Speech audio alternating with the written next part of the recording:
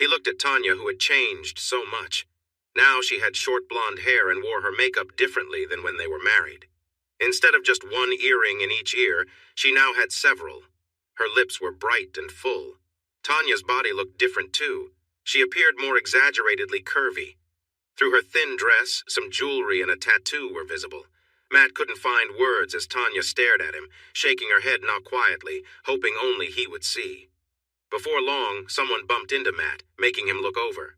A tattooed guy stood there, shining with gold jewelry, holding something sharp against Matt's side. "If you don't let go of my girlfriend's arm by the time I finish speaking, you're going to regret it." Matt let go of Tanya, who stood still, fear on her face. He looked at her with cold eyes. "Listen, I don't know what's happening here, but look at me when I'm talking to you."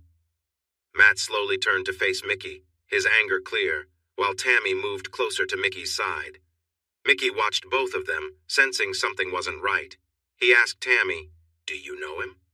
"No, it's my fault. I turned with a tray and didn't see him," she replied. Mickey glared at Matt and then turned back to Tammy. "What's your problem? She said sorry. Why did you grab her?" At that moment, two big bouncers arrived and Matt's group moved in behind him. "I was just making sure she didn't hurt herself with that broken glass," Matt explained. "Okay, now just back off and enjoy your night. If you come too close to my girlfriend again, you'll regret it. Understand?" "Yeah, I get it. She's all yours." Matt continued to look at Tanya, hoping she understood that he meant what he said. After their last meeting, he had turned against her completely. Seeing how she had changed only strengthened his feelings. In his mind, she looked cheap. Mickey ordered new drinks for their private VIP area. To show that Tammy was with him, he stood behind her, kissing her neck while his hands reached around, clearly trying to be affectionate in front of Matt. Matt went to the bar to order some drinks. After getting the drinks, Matt took them back to their VIP table and then walked into the club, leaving the VIP area behind. He was filled with many emotions: anger, surprise, sadness, and a deep sense of loss. He had lost his lovely wife and he couldn't understand how this had happened. How could she abandon their relationship and end up with someone like that? It was clear she was involved with a rough man, but what had pushed her to make this choice? Matt tried hard to push these thoughts away. He drank, danced, and chatted with others until he was too drunk to think straight. Stumbling out of the club, he made his way back to the hotel and into his room. He fell on the bed, feeling dizzy. Memories of his earlier meeting with Tanya swirled in his head. Crawling to the bathroom, he barely made it to the toilet before he got sick.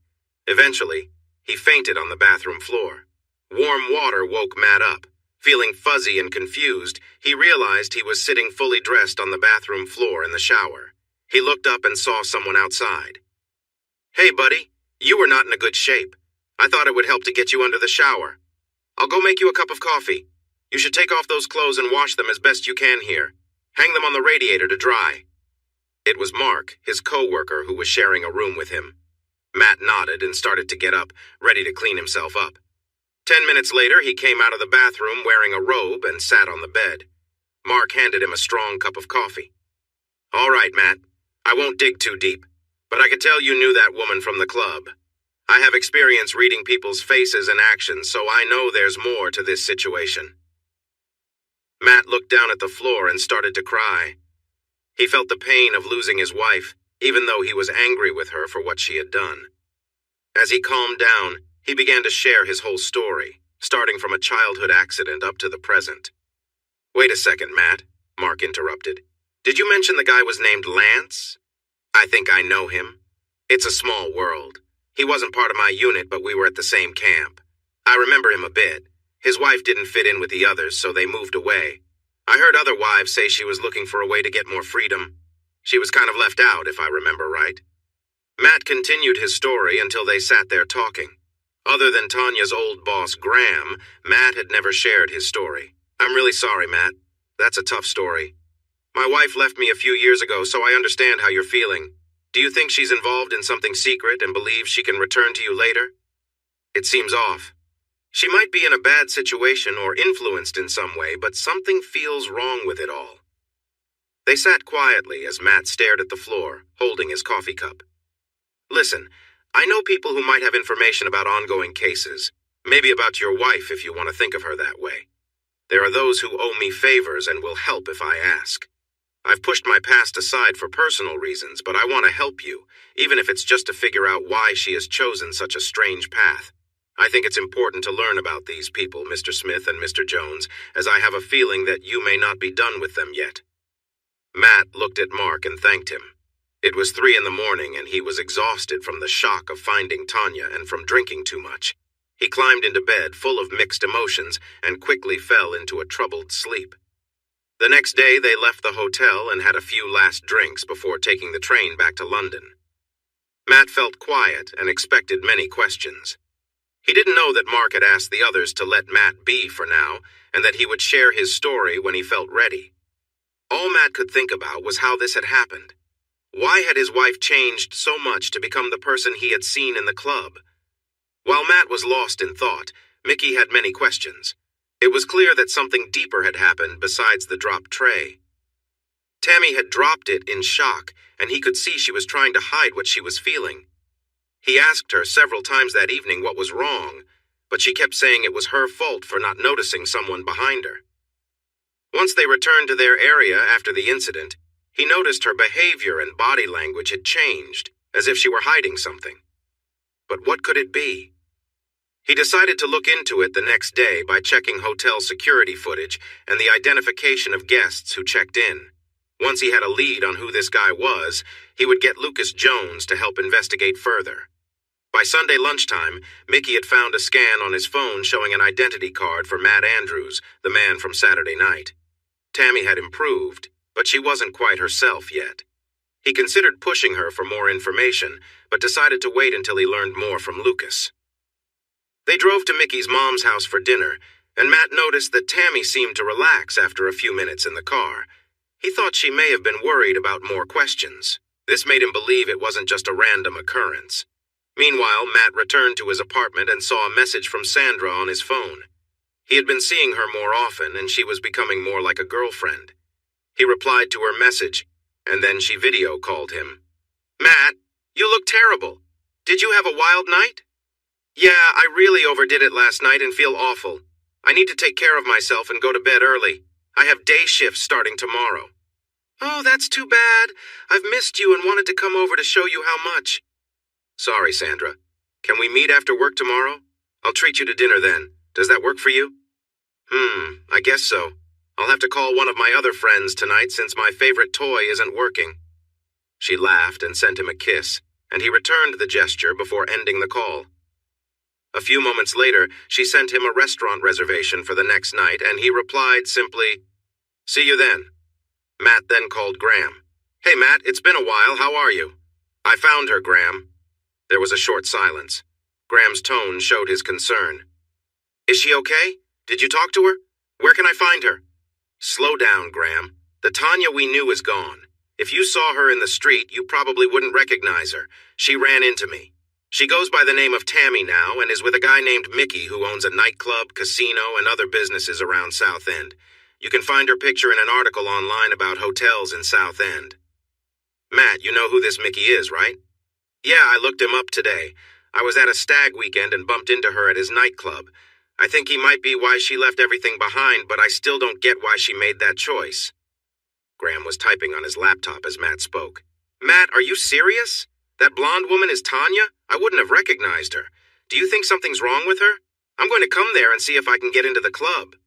"Graham, you wouldn't get in, and if you did, you'd stand out too much. We need to figure out if she's okay.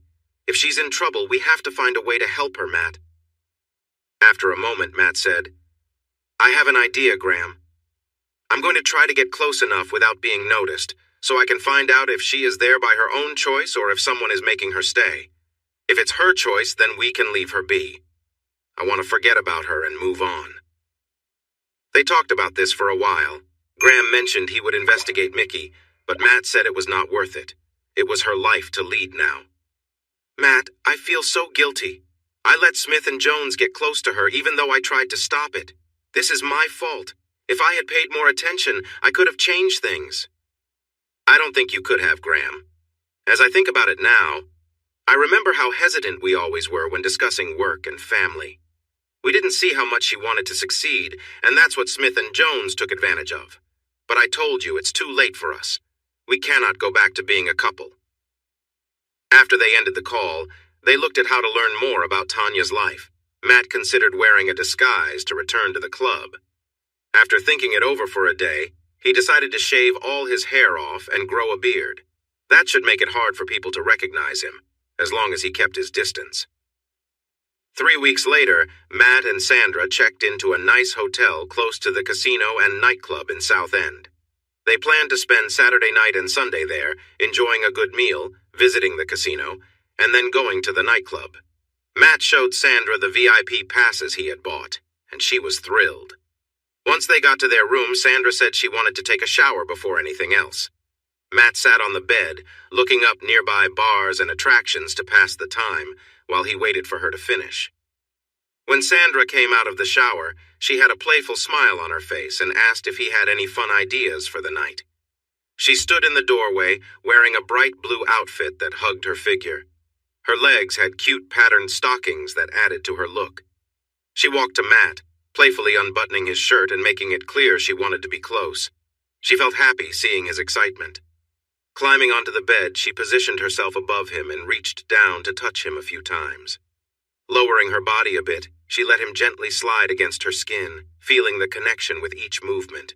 She smiled down at him playfully as she gradually lowered herself. "I think it's time to see how this goes." With that, she slowly sank down. The warmth of their connection deepened as she moved. She lifted herself again, then lowered herself, picking up speed until they were fully engaged. She was breathing heavily, taking in all of the air she could. The rest of the afternoon passed as they stayed in bed, enjoying each other's company until they finally drifted off to sleep. Sandra looked stunning in her black dress and heels. The dress fit her perfectly, drawing attention as she walked. They enjoyed a meal at a wonderful Mexican restaurant. Toward the end of the meal, Matt excused himself to go to the restroom. Sandra sat thinking about him while he was gone. She noticed he seemed different, a subtle change since his weekend away. He appeared restless, as if something was bothering him. During their meal, she had mentioned taking a longer vacation together, but he seemed distant when she talked about going to Amsterdam. When Matt returned and sat down, she decided to ask him directly. "So, Matt, what's going on? You seem different since you were last here, and is everything okay with how you look? It seems like you're hiding." She said this with a smile, trying to keep it light, but there was a hint of concern in her tone. Matt looked at her, taken aback. "I'm not hiding. Why do you think that?" "Well, for starters, you've started to grow a beard and your head is shaved. That's quite a change. You also seem a bit distant. Am I boring you?" Matt laughed lightly and took her hands in his. "No, you're not boring at all. I'm sorry, there's a lot happening. I've had some issues with my tenants not paying rent back in Bournemouth and trying to resolve that. As for my look, I thought I'd try something new because someone mentioned I was thinning my hair. I thought you might like the new style." It sounded like excuses, and Sandra wasn't entirely convinced, but she didn't know him well enough to be certain. If he was hiding something, what could it be? She was cautious. Her last boyfriend had lied to her, and she didn't want to go through that again. When they arrived at the casino, the mood seemed to settle. Matt appeared more relaxed. By 10 p.m., they were leaving with smiles, having won a couple £100. They went to a nightclub, joined the short VIP line, and were soon shown to the special area. The VIP section had 3 levels. The top was a big private area, while the middle had seating for parties, and the bottom was just tables and chairs set up for groups. Matt had come in early because he wanted to sit away from the top section. He hoped to see if Tanya looked comfortable. This time, there were 4 waitresses taking orders. Last time, only 2 were available because of a COVID outbreak among the staff.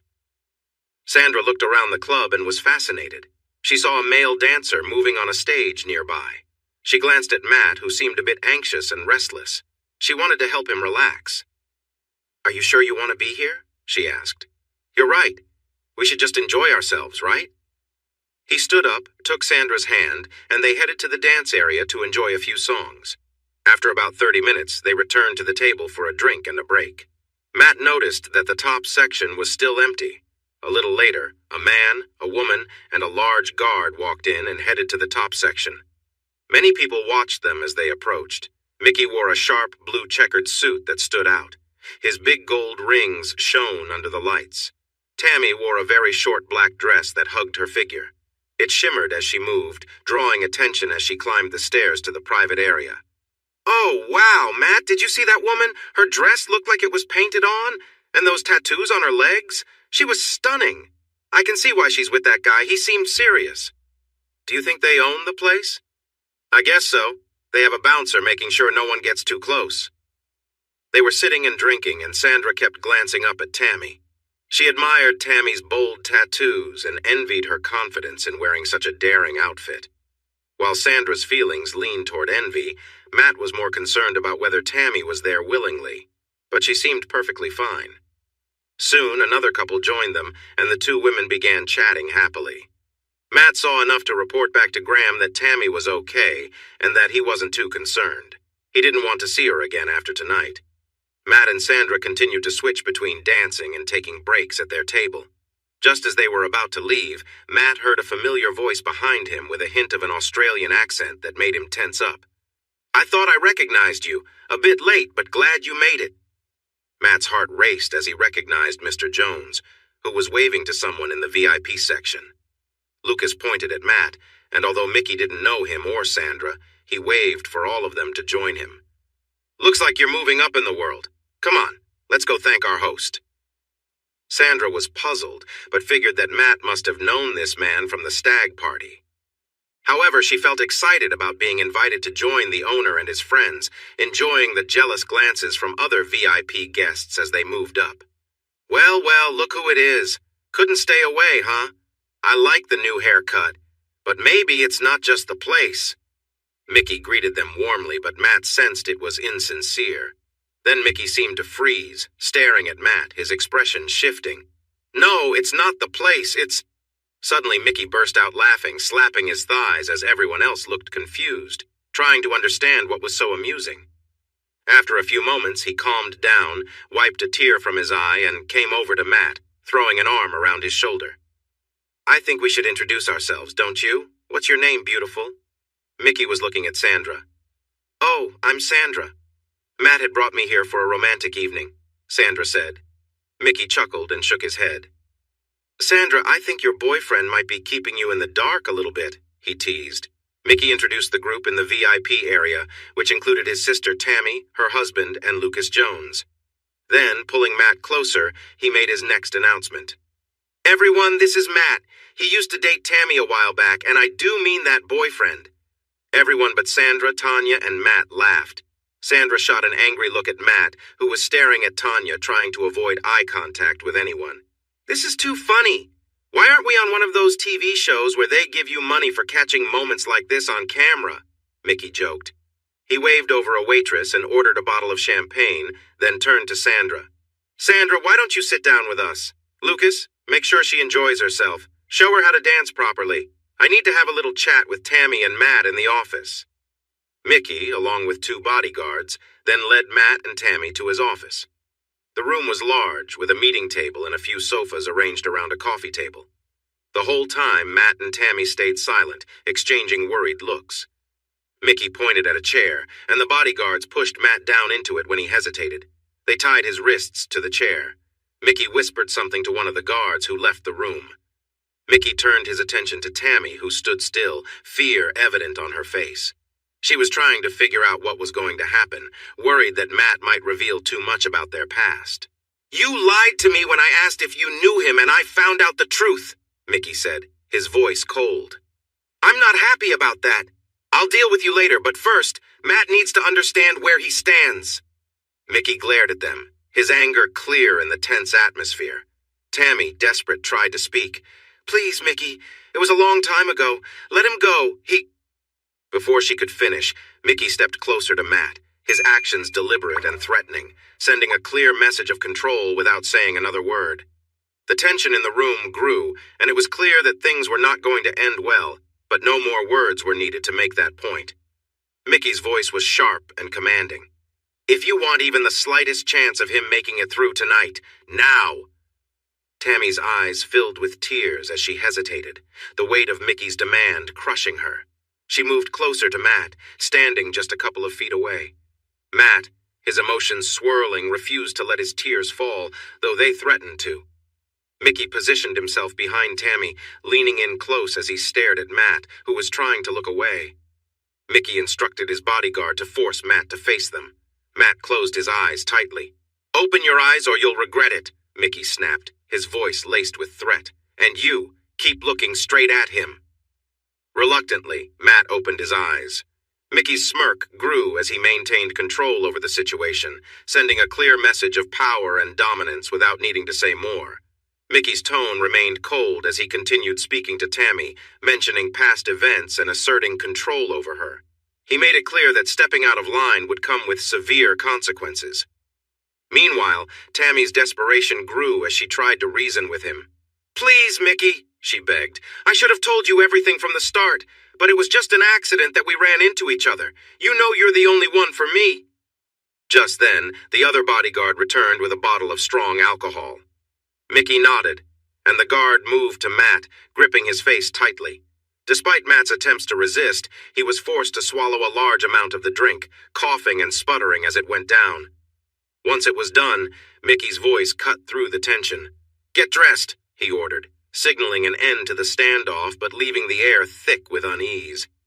Mickey stood over Matt, leaning in close to whisper in his ear. "You should be grateful for tonight. You're getting a special show, and you've got the best seat in the house." He stepped back, chuckling to himself, and pushed Tammy back toward the club. She wanted to glance at Matt, but she knew that would only make things worse. Tammy was worried about what Mickey had planned, and she decided to find Lucas later, hoping he might help.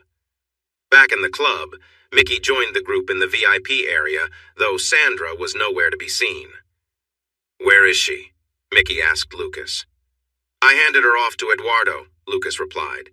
"He was ready for a break, so I told him to dance with her, get a little closer than usual. I think he appreciated it better than dancing solo all night." Mickey looked down and spotted Sandra dancing with one of his professional performers, smiling to himself. "I trust you made sure she had something strong to drink?" Mickey asked. "Yeah, in about an hour she'll be out of it," Lucas responded, laughing. Mickey laughed along with him. Tammy looked at them both, realizing Lucas wasn't going to be of any help. She felt a sinking feeling and knew things were only going to get worse.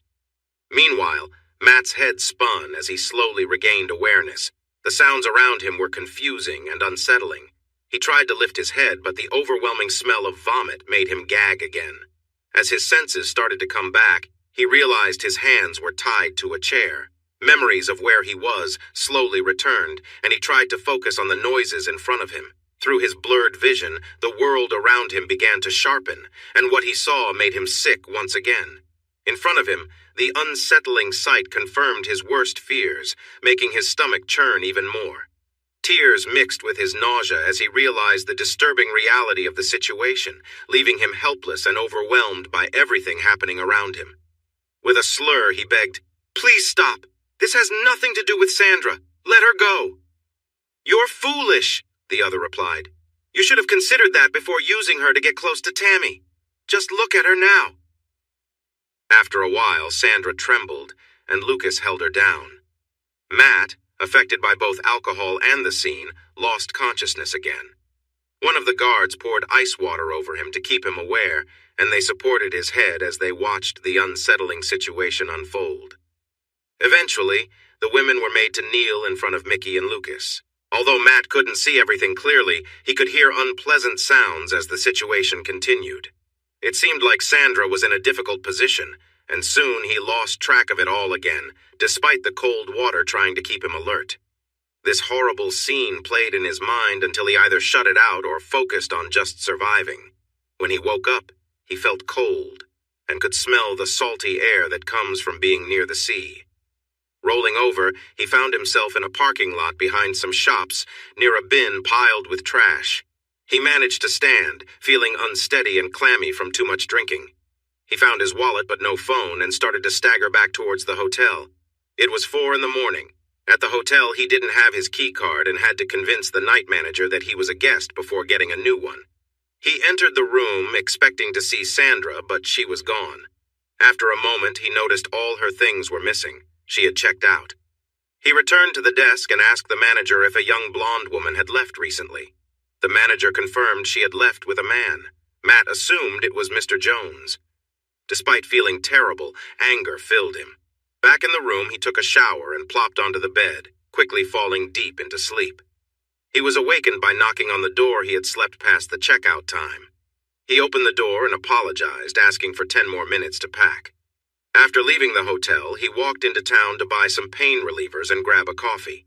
Before that, he found a store selling used electronics and purchased a second-hand smartphone that was charged, along with a Pius Hugo SIM card. While sipping coffee, he set up the phone and downloaded his backup data from the cloud. He called Sandra, but it went straight to voicemail. He decided not to leave a message and kept calling until she picked up. He took a train back to London and headed to his temporary apartment. He called Graham using a special phone just for him. He shared what had happened, saying that Tanya was there of her own choice and that he never wanted to see her again. He asked Graham to not mention Tanya again and promised to keep in touch as a friend. Later that evening, he went to Sandra's apartment and rang the doorbell. When she answered, she had a cut on her lip and her voice was hoarse. Tears rolled down her cheeks as she partially closed the door to talk to him. "I hate you. I understand now why you were so distant. I was just someone you used to get to your ex. Just leave me alone, Matt. Look at me. I've ended up with someone who got too involved. He brought me back here and... She started to cry, and Matt tried to open the door to comfort her. "Don't come near me. This is all your fault. He said if I go to the police, I'm in trouble. Do you have any idea who you've brought me into? Just stay away from me. I wish I had never met you. Please, Sandra, let me in. I need to explain. Hello, police. There's a man harassing me at my door." While he was talking, Sandra called for help. She stared at him with anger in her eyes. Matt turned and walked away, feeling defeated. His struggles with Smith and Jones had taken Tanya from him, and now it seemed like Jones had taken Sandra too. He felt like this was a battle, and he was determined to fight back. When Tammy woke up Sunday morning, she was alone and started to cry. This was not how things were supposed to go. She needed to reach Matt and explain that everything had gone too far. She looked in the mirror and felt unhappy with herself. Why had she let things escalate like this? She felt as if two parts of her were arguing, slowly realizing that she was starting to lose control. The next time she met Mr. Smith, she needed to insist on seeing Matt. She sat on the bed and hoped that Matt was okay. She felt sympathy for the woman with him. She had been through a lot, but at the same time, she was relieved that Matt was hers. Tammy was supposed to see Mr. Smith, who was pretending to be a doctor for her mother in a care home. After getting dressed and ready, Mickey took her keys and said she was going for a drive with him to visit an old friend. Mickey felt cold and distant, making Tammy uneasy as she remembered his words from the night before. They rode in the Range Rover, crossing over to rural Kent on winding country roads. A sense of fear washed over her as she thought about how to keep herself safe from Mickey's intentions. They finally arrived at a big gated property with a large house and a repurposed barn. "Where are we, Mickey?" Tammy asked, her voice shaking. "This is my oldest friend, Tony T. We went to school together. I talked to him this morning, and he's eager to meet you. He'll help you understand where you stand, Tammy." Tammy looked at Mickey, her face pale with worry. "Don't worry," Mickey said, trying to reassure her. "You'll be driving out later, sitting in that seat, going home with me. You just need to spend some time with Tony." As they entered Tony's home, Tammy felt nervous, looking around. Tony didn't seem threatening. He was more like an older fan of games. They talked for about an hour and a half, and Tammy started to feel a bit more at ease. It seemed hard to believe that this man would be involved in any punishment. Suddenly, the loud sound of a motorcycle broke the calm, echoing through the woods around the property. "Let's go outside to meet my friend DeFazio," Tony said.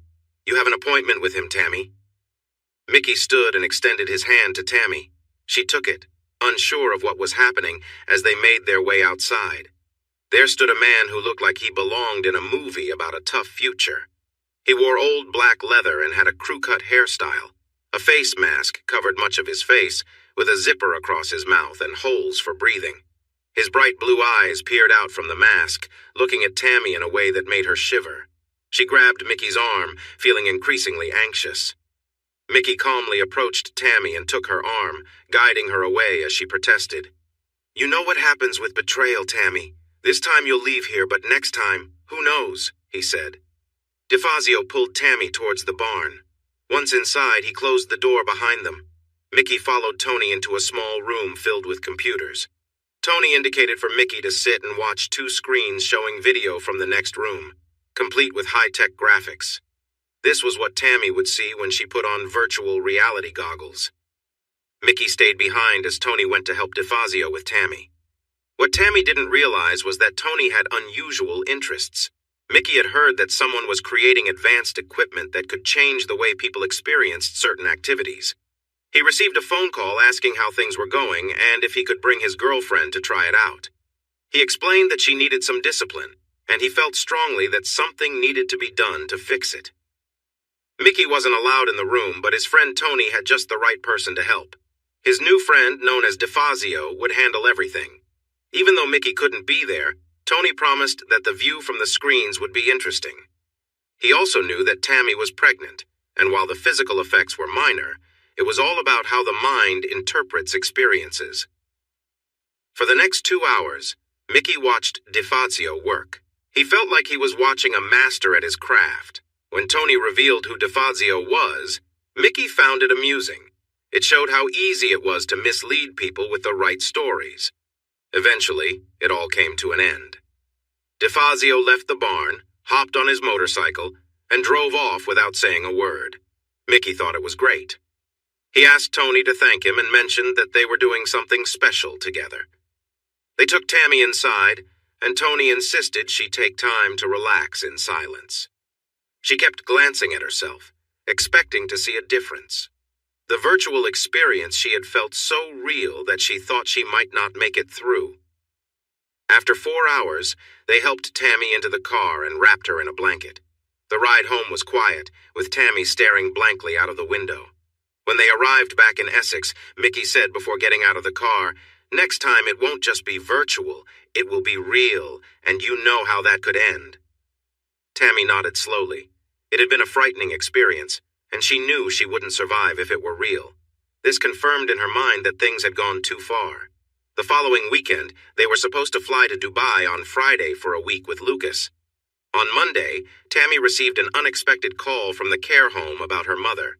The doctor said there was a serious change in her mother's condition and that Tammy needed to visit and discuss options. She knew it was just Mr. Smith trying to get an update. She put her phone on speaker so Mickey could hear. Aware that Mickey might have trust issues for a while, she tried to be open. Mickey suggested that Lucas come with her while he took care of his own matters. Lucas and Tammy traveled in relative silence. She always felt uneasy around him. His behavior towards Sandra showed he had little respect for women. They entered an office, and for the first time in months, the 3 of them could talk openly. The meeting did not go well. Mr. Smith didn't know that Matt had accidentally met Tanya a few weeks earlier and had come back to see her just last weekend. Mr. Smith was frustrated with Mr. Jones, who had a direct link to Matt and had met him a couple of times. Things got worse when Mr. Smith suggested that Mr. Jones was sharing more information than he should with Mickey's team instead of with the government. As the discussion heated up, it was Tanya who raised a key question. "Mr. Smith, what exactly are we looking for? It's not just Mickey's operations. There's something more. You asked if Mickey had confided in me. What is our goal? I've had enough of this and want out soon. If it doesn't happen quickly, I will leave, and if I can't see Matt soon, I will leave even faster." From earlier talks he had with his American colleagues about Tanya, he was warned she might start to struggle. He thought this was a sign it was beginning. Mr. Jones was becoming harder to reach, and he knew he was close to making a big change. He was already planning an alternative approach and hoped to convince Mr. Jones and Tanya to finish their mission. He stood up from the desk and looked out at the gardens of the nursing home. Operation Culebra is just a cover for what you are really doing. The actual operation is called porn. Only a few know about it because it is classified. There are no written or electronic records, and all communication must happen in person. I apologize, but we had to keep this from you both due to protocol. The goal was for at least one of you, especially you, Tammy, to get close enough to find out where the object we need is located. The object is an SD card. That card holds information that could harm this country. If you see or discover it, you'll know right away that it's what we need. We understand there are backups and we have plans to manage those later, but we need the original card to resolve everything.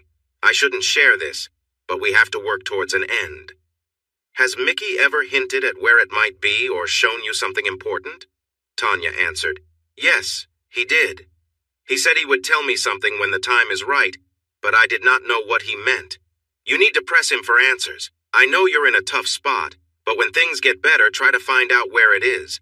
Tammy, I need to talk to Mr. Jones for a moment, so please go sit with your mother. Tanya stood up and walked away, feeling uneasy about the secret conversations happening around her.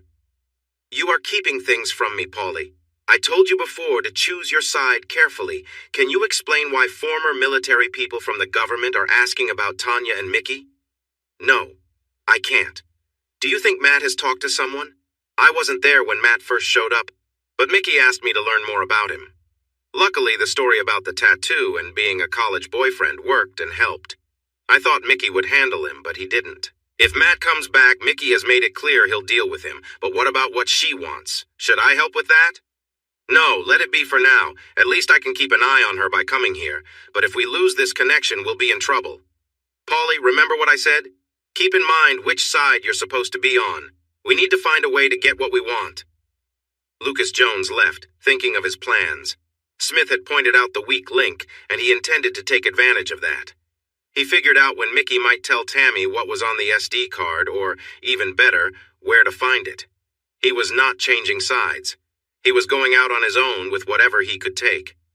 Meanwhile, he would check on some of Matt's friends to see if there was any connection. On his way, he talked to Tanya. He's not going to let you see Matt. He thinks it's too dangerous. I've had enough of this. I can help you if you help me. We are supposed to go to Dubai on Friday. What if I get us a couple of days away from that so you can see Matt and work things out? In return, you help me find the SD card. Knowing Mickey, it won't be hidden away easily. I'll look for it in Dubai, and you look at home. If you find it, let me know, not Smith, okay? If you can get me a couple of days with Matt, then yes, I'm in. On Wednesday, Lucas Jones told Mickey he was following up on some information and would be in touch on Thursday before their trip to Dubai on Friday. He also wanted to know if Mickey was really sure that Matt was completely out of the picture, and if Tammy would try to reach out to him again. He aimed to plant a little doubt in Mickey's mind. On Thursday morning, Lucas went back to Peterborough, dressed like a doctor with fake identification. He entered a care home room and gave a patient something that would lead to her passing away. Before she was gone, Lucas left and started heading south on the M11 motorway towards Essex. A few hours later, the care home called Tammy, the only family member listed, to inform her about her mother's passing. Tammy acted like a grieving daughter. An hour later, Lucas called Mickey to go over details about Duba. Mickey shared that Tammy's mother had died, but he felt uneasy about leaving her alone. Lucas suggested that Mickey go meet the Russians alone while he stayed with Tammy, then arranged to bring her out on a flight scheduled for Sunday. They agreed to this plan, and Mickey flew out the next morning. On Friday, Matt had a long 12-hour shift. After work, he went back to his apartment to collect the mail. As he approached his door, someone coming the other way suddenly grabbed him, and he felt a sharp sensation in his neck. Mr. Jones had come into the building minutes earlier, walked down the hall, and timed it perfectly as Matt opened his door. Wearing a baseball cap and jacket helped conceal his identity. He called Tammy to tell her to come up to the apartment. When Matt came to, he found his arms stretched out above him and unable to move. Looking around, he saw that his wrists were in handcuffs attached to his bed. Sitting on the edge of the bed was Tanya, dressed in a flowery dress. "Please, not again. Don't do this, Tanya." "Sorry, I wasn't sure you'd want to see me, but I promise we can work this out, Catch. I promise we can find a solution." Catch, he hadn't heard that name in months. It used to mean something different, but now it felt wrong. "Let me go, Tanya, or whatever your name is. You signed the papers to end our marriage willingly. I was forced to sign mine. There's nothing left to fix. Do you really think keeping me here like this will help? If you care about yourself, let me go and forget this ever happened." She leaned forward to kiss him, but he turned his head away. Instead, she kissed his cheek while her other hand traced down his chest. We used to have fun like this, and you enjoyed it. My work has just been acting. What I feel for you is real, and I want to show you just how much you're out of touch with reality, Tanya. Look at yourself. You don't see the truth of the situation, do you? I gave you a choice when we were in France. That day, when I asked you to choose between coming home to me or staying with your job, nothing has changed. No, wait. I'm wrong. You manipulated me, tricked me into signing that crazy agreement, and then you hurt me. Do you understand? You forced yourself on me as part of this twisted game you're playing. He felt a sharp slap across his cheek. I told you I would reach the top, and now I have, she replied coldly. I'm coming back soon, and I'll keep my promise. Matt started to laugh, at first quietly, but soon it grew into deep, uncontrollable laughter that turned into tears. He looked at her and saw nothing but anger in her face. She stormed out of the room and came back with Mr. Jones. Instantly, Matt's laughter stopped. His body tensed as Jones approached. Matt tried to struggle, but Lucas pushed him down and injected him with something. As the world started to blur, he heard a voice, soft but distant, telling him they loved him and always would. When Matt woke again, he was disoriented, his mind clouded. He felt someone on top of him, moving. Through his foggy vision, he saw a woman, but his thoughts were too scattered to recognize her fully. She slowed down and leaned forward, wiping his chin before whispering something in his ear. Her words were muddled in his mind, lost to the haze. Matt tried to move to understand, but he was too weak, too confused. Later, when Matt came to once more, his head was pounding. His throat was dry, and he felt a desperate need for water. Barely able to speak, he called out for help. To his dismay, Tanya entered the room, wearing a silk robe and holding a bottle of water with a straw. He tried to sit up, but realized his wrists were cuffed to the bed. He was sure he had been free earlier, but everything was now a blur, a mess of broken memories that didn't make sense. Tanya placed the straw in his mouth, and he drank the water quickly, desperate to quench his thirst. She looked at him with a satisfied smile, but Matt shattered the moment with a hoarse whisper. I hate you. I wish I'd never met you. You've destroyed my life. Please, leave me alone. Get out and don't ever come back. I want nothing to do with you. Understand that? Tanya's expression hardened, but she didn't say a word.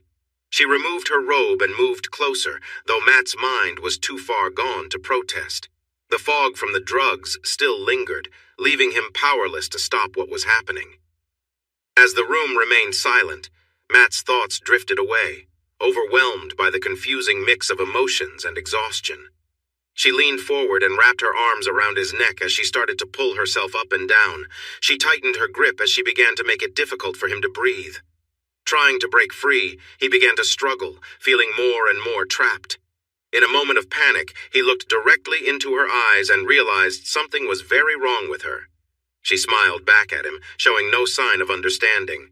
Finally, she let him go, and he breathed in deeply, grateful to be free. Matt woke up again, this time in a dim room. His head throbbed and his body ached. His wrists were sore, but thankfully he was no longer restrained. He carefully got off the bed and stumbled around his apartment, which was empty. By the kettle, he found a folded piece of paper addressed to him. Inside was a short message. I know you don't feel it yet, but we can fix this. We did before, and we will again. I'm almost finished, and then we can have our family and put this behind us. Love, Tan. Matt stared at the note, unable to believe what he was reading. As much as he despised her, he realized she truly needed help. He called Graham to share what had happened and express his concern for Tanya. Graham mostly agreed, but didn't say much else.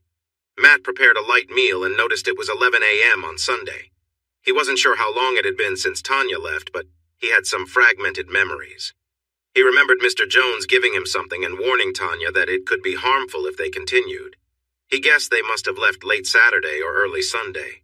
Snippets of memories flooded back, and he understood why he felt so bruised. As the day went on and his mind cleared, he started to think of a plan for revenge. He recalled a conversation years ago with Wendy, Anne's friend, when she gave him a letter from Anne that said she was gone for good. Wendy had told him that every action leads to a reaction, and every choice has its consequences. When Tanya vanished from his life, he had chosen to move on. The consequence was that his relationship with Tanya had ended, but she seemed determined to come back into his life. The last few weeks had pushed him to his limit. He wanted justice, and he was going to make sure they faced the results of their actions. Mickey was glad to see Tammy and Lucas Sunday evening in Dubai. He noticed Tammy was in a much better mood than he had anticipated. In fact, she seemed very lively and energetic during their time together. They had shared an intimate moment before he left for Dubai, but it had felt different since what happened at the club the week before. Even after what happened with Matt, the punishment she faced, and the loss of her mother, she seemed happy now. He talked to Lucas, who thought that maybe the end of her mother's suffering brought her some relief. It was a bit strange, but he thought women could be hard to understand. They only had a couple more days there because Mickey had finished the business part of the trip. While Matt had some time off between his shifts, he started to make plans. He rode his KTM to explore the roads around Mickey's club. The parking lot he ended up in was shared between the club and some food takeout places. There were always delivery scooters going back and forth, sometimes parked outside when it was quiet. Matt bought 2 vehicles for cash. One was an old delivery scooter with a big delivery box, and the other was a Volkswagen Passat with a knocking sound, which seemed like it was near the end of its use. He gave a fake address for the scooter, but all he got was official paperwork for the car. The best part was the dark-tinted windows on the VW. He found a business area near South End and parked both vehicles where they wouldn't be noticed for a few days. He used the scooter to hang out behind the club for a few nights but didn't see Mickey or his crew. So, he decided to wait until the weekend. On Friday night at 3 a.m. after his long work shift, he went back to the club. He parked behind the takeout restaurant and spotted a Range Rover and an Audi R8 with special plates. He guessed they belonged to Mickey and Mr. Jones. Holding some empty pizza boxes, he watched staff leave until he saw Mr. Jones get into the Audi. Mr. Jones glanced at Matt while he loaded the pizza boxes onto the scooter and then quickly drove away. Matt hopped on the scooter to follow, keeping a safe distance behind the Audi. The Audi drove out of South End toward the main road to London, which didn't matter to Matt. He found a good spot for the next part of his plan. After work that day, he went straight to bed and set his alarm for midnight. Using a number plate he had taken from a bike the night before, he stuck it over his KTM's number plate in a pull-off area just outside of South End. He hid the KTM at the edge of an industrial area, making sure there were no visible security cameras. Then, he took off his bright nylon suit and helmet and hid them in a nearby scrap bin close to his bike. He wore simple black clothes and a baseball cap to cover his face as he went to get the Bulgarian-plated VW parked deeper in the industrial area. He drove it to the club and parked it tightly at the entrance. He thought he needed at least a 30-second head start on Mr. Jones for his plan to succeed. Just after 3 a.m., Jones came outside. Matt quickly set off in the same direction Jones had taken the night before. When he reached about 100 meters from a junction, he stopped next to the curb and turned on the hazard lights. While he waited, he opened a petrol can and spilled it inside the car. He signaled to pull out just as the Audi went by. When the Audi stopped at the junction, Matt opened the door of the VW a moment before it bumped into the back of the Audi. He rolled out of the car, closed the door quickly but left the window open, and crouched down beside the car to light a flare. "Hey, what are you doing?" Matt heard the Audi door open, and Mr. Jones walked toward what he thought was the driver's door of the VW. However, being a left-hand drive car, it was actually the passenger door. As he heard Jones open the door, he threw the flare inside. The petrol fumes filled the car, and flames quickly burst out through the window and the open door. He heard Jones shout, so he hurried around the VW and pushed him from behind, causing him to fall. Jones tried to put out the fire on his hair. Matt grabbed a small bat he had and hit both of Jones's hands before striking his ribs. He was about to hit him on the head when he noticed someone from a nearby house yelling at him. Calmly, he moved back into a cul-de-sac where he had hidden his scooter in some bushes on an empty property with a for sale sign. He grabbed his helmet and put the bat inside, then rode off down the road. As he left, he saw people helping Jones, who had been pulled away while the 2 cars burned. Matt took the scooter back to where the VW had been and used petrol stored in the box to burn it, along with his helmet and bat. He walked back to find his KTM, dressed in his usual riding gear with a plain black waterproof suit over it, and headed toward London. Instead of taking the main road, he chose some smaller roads and stopped on a country lane with a bridge over a stream. There, he removed the number plate and suit before tossing the plate into the water and throwing the suit into a waste bin. He rode back to the A127 at the next exit, headed into London, and went straight to work. He hoped for an easy day ahead. He had taken 2 weeks off for a holiday to Ibiza, which he really enjoyed. When he got back to the UK, he worried about going through passport control, but it turned out to be fine. He returned to his apartment, feeling a bit cautious, but everything seemed normal. The next day, he went back to work, keeping an eye out for any trouble. Lucas Jones had burns on his face and head, lost a third of his hair, had 3 broken fingers on one hand, cracked ribs, and a broken wrist. While waiting for the ambulance, he asked if anyone had noted the license plate of the car that hit him, but all they knew was that it was a Bulgarian vehicle. He had encountered them before, but not recently. He wondered if Mickey had upset someone, leading to this incident as a warning. But first, he needed to heal. The next morning, Mickey and Tammy visited him in the hospital. Mickey insisted he had no problems with the local Bulgarians and thought it was just someone from his past returning to haunt him. No one discussed or suspected Matt to be involved in the attack. The police looked into the incident but were aware of Lucas's connection to Mickey. Like Mickey, they thought it was linked to gang activity. Although they investigated, they didn't put much effort into the case beyond some basic inquiries. The following day, he left the hospital and Mickey drove him home. With his injured hands, he needed help for a week or two, and he didn't have his own car. After speaking with Tammy and Mr. Jones, Mr. Smith learned there was a risky alternative to their current plan. After a meeting on Monday, his feelings of betrayal deepened when he received a call on Thursday from the care home saying Tammy's mother, who was pretending to be a patient, had died suddenly. He arranged for her body to be taken for an autopsy. What the care home didn't know was that it would be done at a specialized government facility linked to certain government operations. The next week, it was confirmed that she had a rare toxin in her bloodstream, a substance favored by the Russian SVR, similar to the UK's MI6.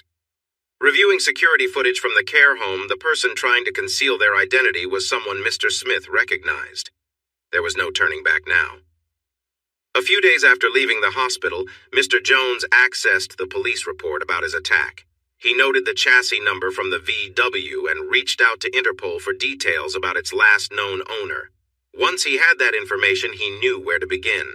He had a few appointments at the hospital to discuss skin graft surgeries because of his burns. Mickey asked Tammy to drive him around while he handled business matters. They talked about who might be responsible for the situation, but they weren't close to the truth yet. When Lucas and Tammy were alone, they talked about the SD card and wondered where it could be. They decided safes wouldn't help since the authorities could search Mickey's places if they got a warrant. They tried to guess what the SD card contained and suspected it might involve serious issues with the government. The next weekend, Mickey and Tammy went to his sister's house for Sunday lunch. Since Lucas was staying with them, he was invited too. That morning, Tammy woke up feeling unwell. It surprised her because she hadn't drunk too much the night before. She thought maybe it was something she had eaten. During lunch, the smell of the roast parsnips upset her stomach. Feeling pale, she excused herself and went to the bathroom, where she felt like she might be sick. Mickey told his family that Tammy hadn't been feeling well that morning. His sister left the room and got a pregnancy test kit from her room, then knocked on the bathroom door. When Tammy opened it, she was handed the test kit. "I'm not pregnant. I think it's something I ate. I have a birth control implant," Tammy said. "When was your last period, Tammy?" Mickey's sister asked. Tammy made a face. "I'm a week late. I thought it was just stress from that night." "Tammy, please take the test. At least it'll ease your mind if you have the implant," she urged. Tammy took the kit and closed the door. Following the instructions, she took the test. Her hands trembled as she saw the result she was pregnant. In shock, she set the test down and looked at herself in the mirror.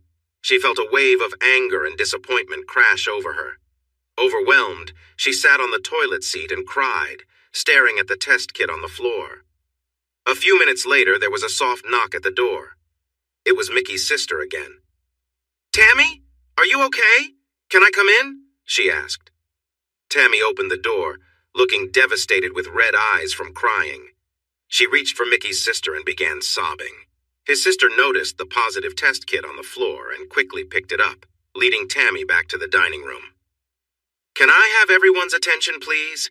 I think Tammy has something she wants to share," she announced. Everyone turned to look at Tammy and noticed her tear-streaked face, sparking concern among them. All Tammy could do was stare blankly at Mickey, unsure of what to say next. After a moment, Mickey's sister finally showed everyone the test kit. Mickey's mom was the first to react, shouting excitedly, "Oh my God, Mickey, you're going to be a dad!" Dinner was forgotten as everyone began celebrating with cheers, hugs, and congratulations. Only Tammy stood still, looking shocked. Mickey placed his hands on her waist and smiled at her, but she didn't seem happy. He pulled back, confused. His sister then pulled him into the kitchen. "What's wrong with her?" he asked his sister, clearly upset. "Mickey, just calm down. She's in shock. She's overwhelmed. Remember, she said she wasn't ready for kids yet and wanted to wait another year. This wasn't planned, so just give her time. It might take a couple of days for her to adjust, so please be kind to her." Mickey let out a half laugh. "Women, right? You can't live with them, can't live without them. Are you sure that's all it is?" His sister nodded and hugged him tight. "Mickey, you're finally going to be a dad." In the dining room, Tammy looked at Lucas, who was sitting quietly with a smirk. She realized he likely had a part in what had happened, possibly during her doctor's visit. While Mickey was away, Lucas gave Tammy a quick hug and whispered in her ear, "Now use this to figure out what we need so we can leave." When he stepped back, she glared at him. It felt like he had only been looking out for himself. But she also thought about the possibility that the baby could be Matt's just as easily as it could be Mickey's. Feeling uneasy, she excused herself to lie down in a bedroom. Lucas, returning to his seat, found the situation amusing. He had figured out how Tammy's cycle matched up with the dates, and knew she might be fertile when he brought her and Matt together, especially after a few days with Mickey in Dubai. That fake implant had certainly done its job. He thought this might lead Mickey to share more with Tammy and help him with his plans. As the weeks went by, the shock began to wear off, and Tammy felt trapped. She realized that Matt and Mickey were very different, and it would be clear who the father was when the baby arrived. With no direct way to contact Mr. Smith, she depended on Lucas to set up a way to communicate. She tried sending coded messages through online and printed catalogs, but so far she hadn't received any replies.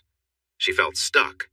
She managed to pretend everything was fine to keep Mickey happy, but she knew from her recent time with Matt that she didn't fit with Mickey. She began to think about finding a way to escape on her own. Not long after Mr. Jones spoke with Matt, Mr. Smith had a phone call with Mr. Jones. Jones told Smith he would visit him soon. Smith talked about the unexpected loss of Tammy's other mother. Jones didn't think much of it and brushed it off. Smith insisted to Jones that he needed to keep in touch, but he already knew Jones was not doing so. This became clear a couple of weeks later when Mickey's sister shared on Facebook that Tammy was going to have a baby. He had learned from Tammy earlier that she had gotten a new birth control implant a few months ago. Again, he suspected that Jones might be involved, but he wondered what Jones would gain from a pregnant Tammy. Lucas finally received some news he had been waiting for. 6 weeks had gone by since he was attacked, and Interpol had found an address for the owner of the car from Bulgaria. The owner had no known criminal connections and was a married plumber. He had traveled to the UK for work for a couple of months before returning home, as shown by his passport. Lucas flew to Bulgaria to gather more details himself. Lucas walked from a small house on the outskirts of Veliko Tarnovo, feeling excited. After being welcomed inside, the owner explained he had sold the car to fund his way home since it was in bad shape. He had posted the sale on Facebook, and a young Englishman had bought it. Lucas then showed the owner a picture of Matt, confident that he recognized the person who bought the VW. He thanked the owner but mentioned there would be a cost for this information since he had traveled all the way to Bulgaria. Within moments, the owner found himself tied to a chair and hurt. In his last moments, he was forced to watch a man do terrible things. As he felt himself slipping away, he shouted, and with his fading strength, he saw Lucas take action against his wife as well. Lucas felt a strange thrill in this chaotic moment. Soon after, Lucas was preparing to leave the country and think of ways to make Matt pay. He considered every option available to him and how he could gain from hurting Matt. By chance, he knew some additional information awaited him back in England, which might connect everything together.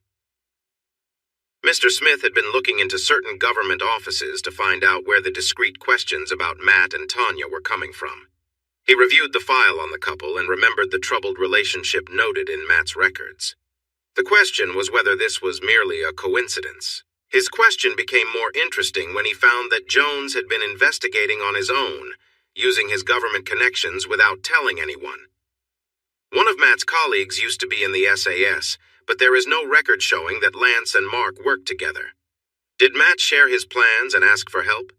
He was working on a way to deal with Mr. Jones. He hoped Tammy could find that SD card before he had to make a tough choice about his former assistant. Taking care of Jones would come with risks for Tammy. When Lucas returned to England, he looked for Mickey and met him in the nightclub office. He slid his iPad to Mickey, showing a confidential file with the profile of a former SAS soldier. "What's special about him, Lucas?" Mickey asked. Lucas took the iPad back and showed a recent photo. It had the man with Matt sparring in a gym and a picture of his fire brigade ID from the stag weekend. Mickey sat up, anger flashing across his face. "This guy is working with Matt, but I suspect he is an MI5 agent sent to the fire service to watch Matt and maybe influence Tammy." Mickey turned pale, stood up, and started pacing the office. "I think that's why they came here. First both of them together, then Matt tried to reach Tammy when we caught him.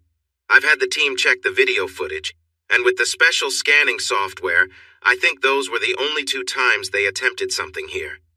You need to keep Tammy very close now. I've heard enough, Lucas. I want this situation handled. For good." They spent the next couple of hours talking and planning. By the end, they were both laughing and ready to take action. Meanwhile, Mickey did not know about a conversation that Lucas had with Mr. Smith. Mr. Jones showed Mr. Smith security footage from the club to convince him they were trying to connect with Tanya on behalf of another government branch. Mr. Smith connected the dots, linking the secret inquiries back to Mark and likely Matt. He ordered Mr. Jones to address the issue. Lucas could already sense the revenge he was about to unleash on Matt. 3 weeks later, Matt's team was called to a fire in an old Victorian shop that had turned into a warehouse. The first report said it had been empty for a few years and had been used by homeless people and drug users. The fire was on the 4th floor, so while they worked on putting it out, others entered the building to check for anyone inside. Mark and Matt were tasked with checking the 2nd floor of a building. After about 5 minutes of searching, 2 people in a stolen BMW parked a short distance away were watching live camera feeds from inside the abandoned structure. Feeling confident that the men were deep enough inside, Mickey called a number on a disposable phone. Suddenly, a loud noise echoed, and there was a bright flash. The ground trembled as smoke quickly filled the area where the building had been. A small cloud rose from the debris of what used to be several buildings. As the dust settled, the buildings had vanished. Somewhere among the wreckage was Blue Watch. Meanwhile, Matt found himself in a small boat. He thought he was on a lake because the water was calm, but he wasn't sure. It was dark and misty, making it hard to see. He thought he heard voices calling him, though they were unclear. He looked around for land, but the fog was thick. To his surprise, a woman appeared, walking on the water through the mist toward him. As she drew nearer, he recognized Tanya, wearing a flowing white dress and smiling. He wanted to reach out to her, but realized he couldn't move. He was frozen in place. Still smiling, she brushed her hair from her face. Leaning toward him, she placed her hand on his chest. A sharp pain shot through him, and he shut his eyes tight, hoping it would go away. When he opened his eyes again, a woman with short blonde hair and many tattoos was staring back at him with dark eyes. She raised her hand, which was stained, and reached for his heart, taking a bite before tossing it into the water. Then she sank slowly, keeping her eyes on him until she disappeared. The mist thickened, blocking out the light and making it hard for him to breathe. Matt found himself engulfed in darkness, struggling for air. His eyes fluttered shut. "Okay, everyone, clear." The paramedics stepped back from the still body as the defibrillator sent a jolt through it, causing the muscles to twitch. They reset the machine and tried again, but there was no response. After one last attempt, they found a weak pulse. In the following minutes, They set up drips and injections before moving the body into an ambulance. With a worried expression, the fire station commander spoke to the paramedics as they began closing the back doors of the ambulance. "Do you think he will pull through?" As they closed the doors, one of the paramedics replied, "If I had to guess, I wouldn't count on him making it to the hospital." With that, the ambulance sped away, while more emergency vehicles continued to arrive at the scene of the unfortunate event. In her home in Essex, Tammy woke up feeling unwell, a feeling that had become her morning routine. Like most mornings, she turned on the TV to catch the news while sipping a glass of water. The sound was muted, but news headlines scrolled across the bottom of the screen. She saw that there had been an explosion somewhere that had damaged several buildings. The camera showed a fire truck that was in bad shape, with emergency workers moving swiftly around the fallen buildings. A feeling of worry settled in her stomach as she turned up the volume. It seemed a fire crew was searching the building when the explosion happened, possibly due to a gas leak. Reports mentioned 1 loss of life, and 5 firefighters were taken to the hospital with various injuries, including one in a critical state. Sitting there, a sense of dread filled her as she realized it was in London. She knew Matt was there and prayed it wasn't his shift. Panic set in, and she started flipping through the channels for more information. When that didn't work, she turned to the internet. Mickey entered the kitchen, noticed the TV screen, and increased the volume. After a while, he glanced at Tammy and said, "What a bunch of foolish people. If you play with danger, you'll get hurt one day. Looks like someone got hurt." He gave Tammy a strange smile. She wondered if Mickey had looked into Matt's life and was trying to get rid of him. He had taken Matt's phone weeks ago, and Lucas had managed to access it. They had enough information about Matt, but Mickey didn't know how much Lucas truly knew. Mickey wanted Tammy to go with him to the club today to discuss their marketing plans, leaving her with no choice but to agree. She would do her best to keep up with the news. Meanwhile, a stretcher was rushed through the hospital's emergency entrance, with staff moving quickly but with focus. Matt was taken straight into surgery, where a medical team was ready. The surgeon looked down at the young man lying before him. Though he didn't have much hope, he was determined to do everything possible, even with the odds against him. He knew Matt had been caught in an explosion, with a building collapsing on him. He was found under debris with a heavy beam on his chest and significant injuries. His leg was hurt badly, and he wasn't sure if they could help him. Somehow he had lost his mask during the chaos, and there was a big bruise on his head. His skull had a serious dent, which looked bad enough to possibly affect his brain. He began giving orders as the medical team worked hard to help the man lying in front of them. Later that day, when Tammy got home, she turned on the BBC News channel. The explosion was still a major story, and a picture came up of a fire brigade watch team. The next photo showed a man who had died, and then a new picture made her heart sink. It was a photo of Matt. She turned up the volume to hear what was being said. As the newsreader spoke in a solemn tone about what had happened, she sat on a chair, almost in a daze. Tears streamed down her face as she glanced at Mickey. He came over, stood her up, and hugged her with surprising kindness. "I may not have liked him, but this is tough, Tammy. I hope he makes it." Though those were his words, they didn't reflect his true feelings. It might be better for him to be hurt than to die, but as he held Tammy, she couldn't see the smug smile on his face. That same morning, Mr. Smith was having a light breakfast at home while watching the news about a possible gas leak. Seeing the destruction on the TV, he began to think this might not have been a simple accident. A few minutes later, he logged into his government portal to check the status.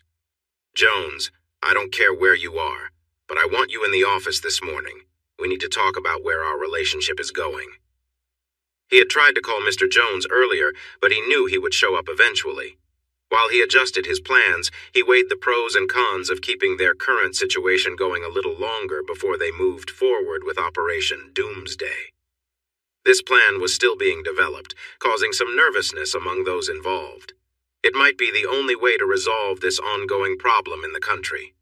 When Smith and Jones finally met, the meeting was tense at first, but eventually they both calmed down enough to make their points.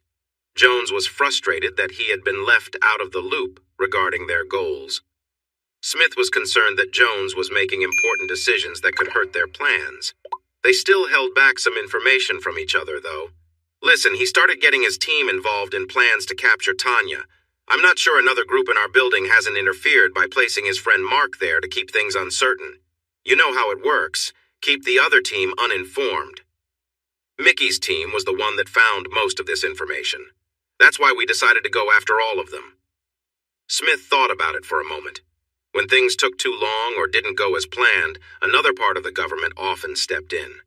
With so much at stake, Jones could be right. What about her pregnancy? How did that happen? Okay, I should have talked to you about this earlier. Look, she's pulling away. Just see how deeply involved she is with everything Mickey has done as she tries to move forward. She's not coming back. We both know that. Remember a few weeks ago when she talked about leaving? I see signs that she's getting close to her limit. If we're lucky, being pregnant with Mickey's child might give her a reason to stay connected to him.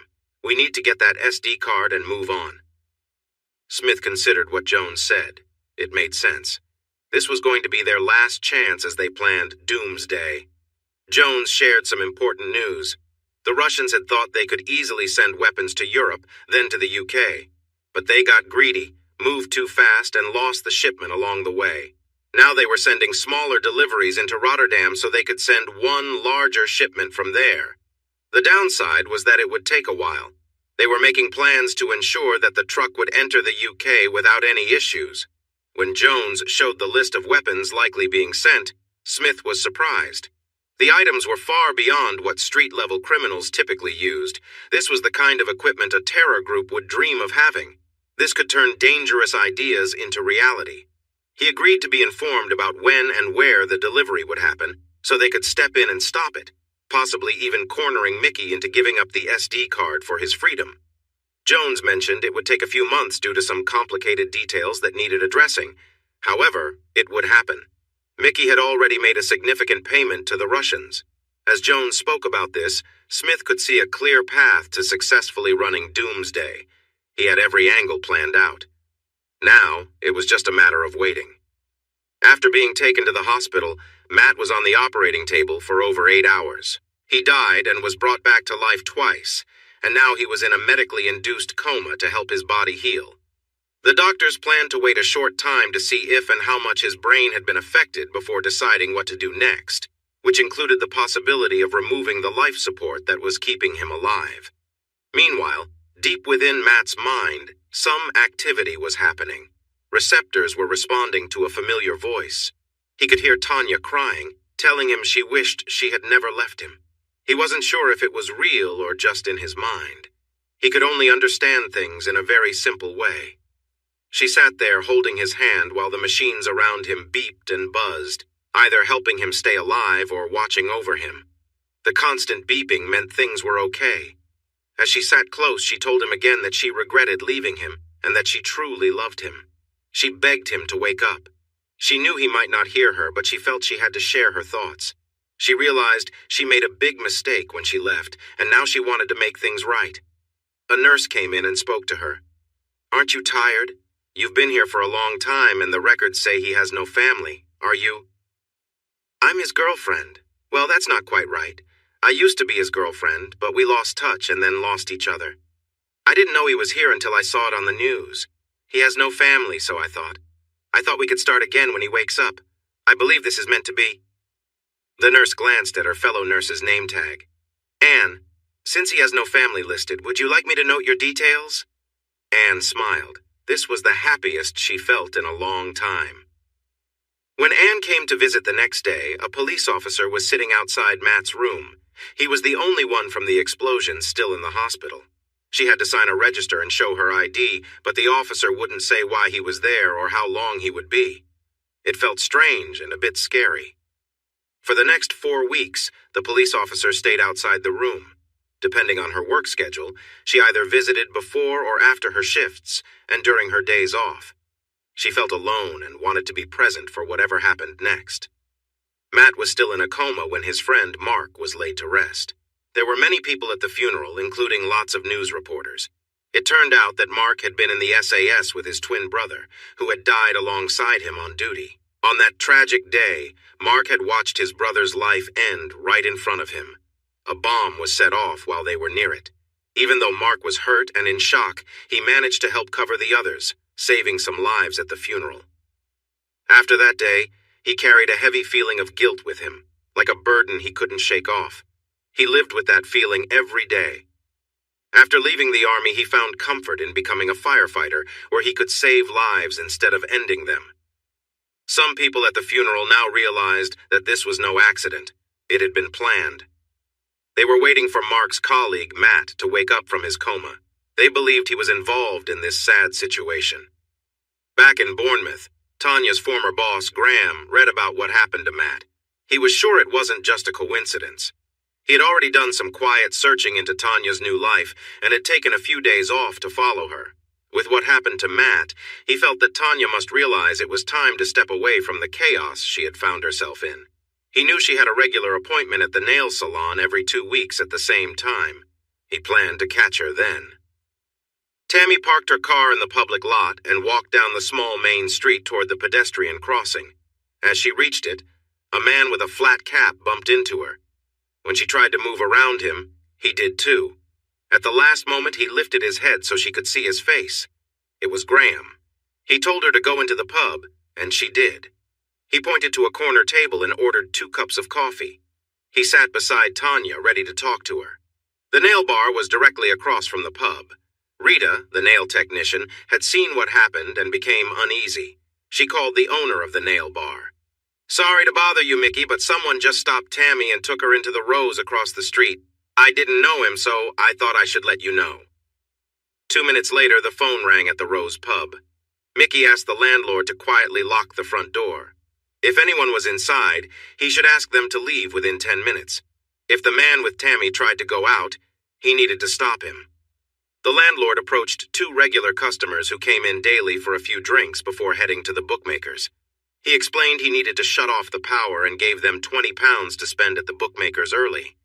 They quickly finished their drinks and waved goodbye. Soon after, Mickey entered through the back door with a big man named Claude. Just seconds into the conversation between Tammy and the man who stopped her, they noticed Mickey was there. Mickey sat next to Tammy, showing Graham the holstered weapon he had. Claude sat next to Graham and searched his pockets, pulling out his wallet. Mickey opened it, glanced at Graham and then at Tammy, and took a picture of Graham's police badge. He sent the picture to Lucas Jones, asking him to come to the pub fast. The conversation felt more like an interrogation. They questioned why he was there, why he confronted Tammy, and what he wanted. Graham had to think quickly when he saw Mickey. Remembering his talks with Matt, he claimed he was a friend and believed it was more than just an accident. He knew that Matt had seen Tammy in the club and was here to ask if she knew if someone was after Matt. He insisted it was completely unofficial and had nothing to do with the police. If they checked the badge, they would see he was out of his area. After Lucas got the call from Mickey, he immediately called Mr. Smith to share the news about Graham. "Get rid of him. Just him. And make it look like an accident. I want it done quickly. I respect the man, and I'm sorry he got involved." And that was it. A decision about Graham's fate was made in one simple phone call. The only thing troubling Lucas was how much Mickey might have learned. When Lucas arrived, Mickey and Tammy left the pub. Tammy glanced back at Graham, looking sad. At 11:30 that night, the driver of the express train from Southampton to London saw someone sitting on the tracks. Despite blowing the horn and trying to stop, he heard the awful sound every train driver dreads. He quickly used the radio to report an emergency. He had hit someone. When the police arrived, they found the last drops from a bottle of whiskey and a handwritten letter. The letter said the person couldn't face retirement and had kept their sadness private. They expressed love for their spouse and apologized for the trouble they caused. The note was written under the influence of the same drug given to Matt over a year ago. The alcohol would cover up any signs that could reveal the truth. After leaving the pub, Mickey quietly took Tammy home. He felt something was bothering him, but didn't want to say anything yet. Before approaching them, he listened for a moment. Graham had called her Tanya, and she didn't correct him. Lucas had taken her to Dubai the year before, and allegedly sat next to her on the plane. Lucas seemed to have his hands in many places. Gathering information, was he playing both sides? Mickey had his doubts about that. It was Lucas who found a corrupt person in the business. He helped Mickey send a message to his own people and the government. Lucas suggested gathering everyone who worked inside the business for a meeting at the club. The person seeking the SD card was caught and forced to kneel on the office floor before Lucas dealt with him in an unusual way. He poured a tin of expanding foam into his mouth, knowing it would quickly fill his lungs. As the man ran around the office looking for water or trying to stop the foam from growing, Mickey warned everyone.